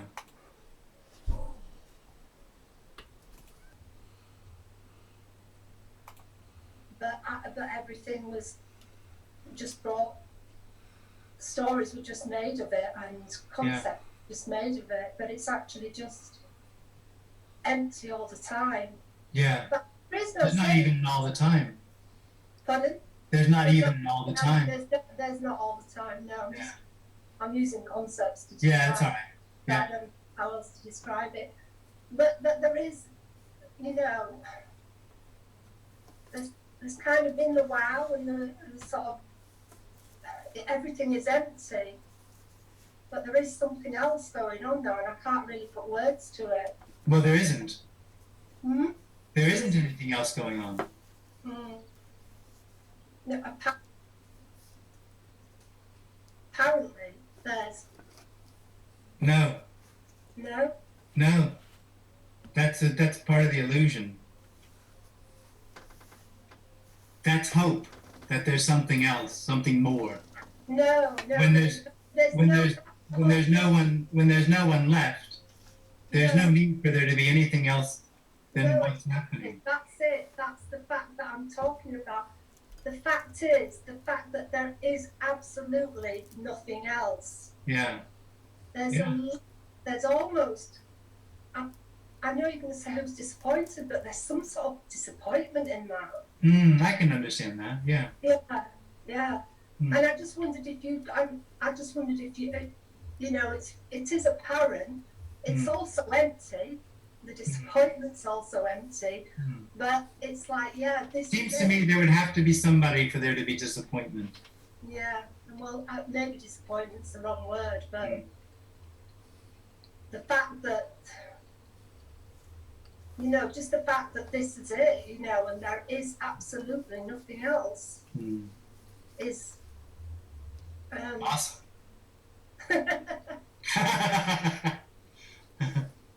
Well, it seemed awesome for a time, and then it seemed, I don't know, I suppose it's difficult to describe.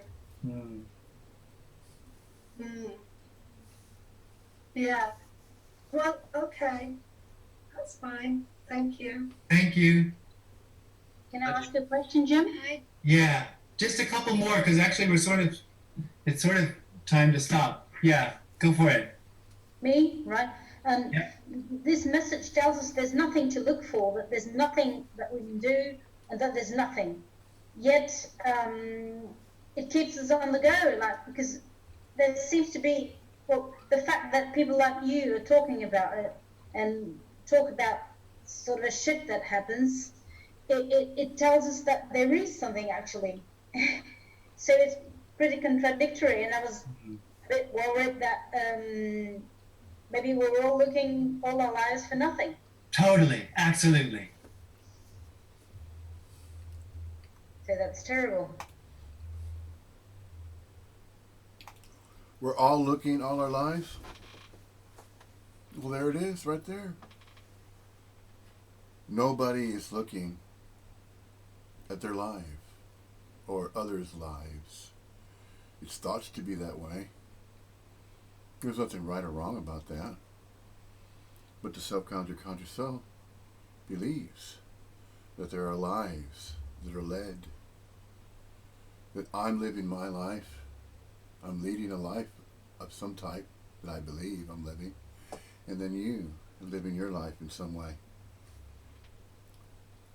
And that some way that you might believe you're living your life, it's not how it is. It's not what's happening. So everything that starts to be happening, 2 by 4, from, about, with, upon, around, before, and after, that which believes it has a life of its own, doesn't really matter anyway, one way or another. It's neither a win-lose situation, it's not a win-win situation, it's not a win-lose. It's no particular situation. There are no exclusive, singled out situations that anybody is experiencing at any given time. There's just simply this, just simply what is. What is and what is not. Everything and no thing, and separately so and not so. Yeah. It's not really happening though.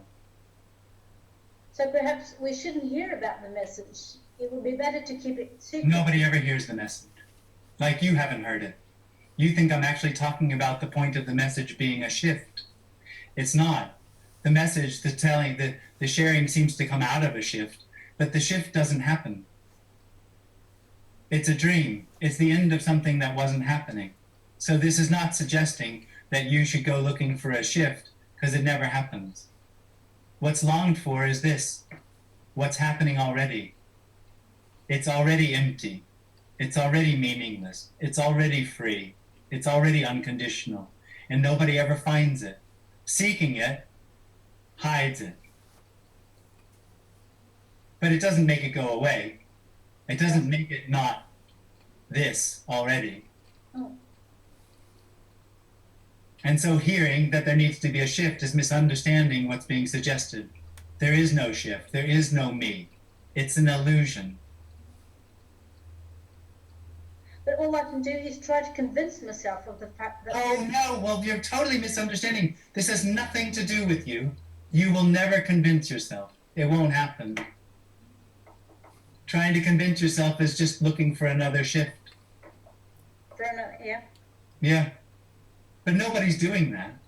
And it has no effect whatsoever on the reality that this is already whole. Yeah, this is not saying there should or complete, shouldn't be a perfect, shift, balanced. that it's better to know or understand or recognize. None of that. Yeah. The message is, this is wholeness. Yeah. There is only wholeness. There is only no thing appearing. Mm-hmm. It's over. It's over before it started. Never There did is start. no seeking. There is no contraction. There is no seeker. Yeah. There's nothing to find. Nothing ever started. Nothing ever Only a began. story. Because nothing ever It's ends. only a story. Right. Conjured. Thank you. Thank you. Thank you. All of it's Yeah, conjured. okay. There is an appreciation of the dual in the Oh, I know. That's because there's the experience that duality is real. It's not. Exactly. If there's an appreciation of a dual, then there'll be a teaching to overcome the dual. It'll talk to you as a real individual. And that just all comes out of knowing. I agree with you. Knowing that has that experience, and it tries to You help don't other have to. people through knowing to find a better experience. You don't have to agree with And this anybody. message Nobody isn't has that. to agree with This anybody message else. is unknowing. Yeah. Exactly. And all there is unknowing. And that's what this conversation is, unknowing. Yeah. Talking to unknowing about unknowing. Hey, I love you all. Thank you all very much. We might.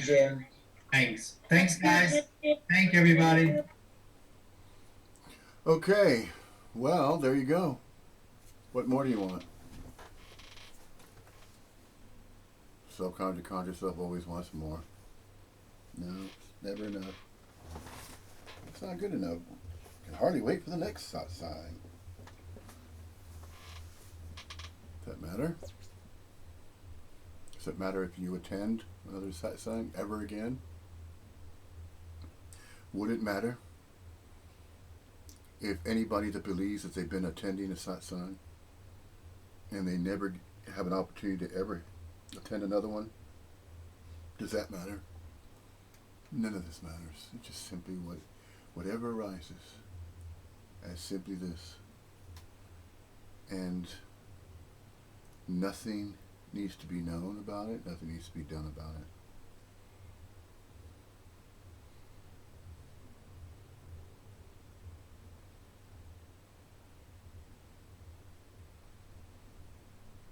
It's not even the end of seeking. It's not the end of anything. Because there is no beginning and there is no end of anything. Nothing stands alone to begin and start. And then nothing ends. They're just simply appearances disappearances and reappearances of what is and what is not. Everything and no thing is separately so and not so.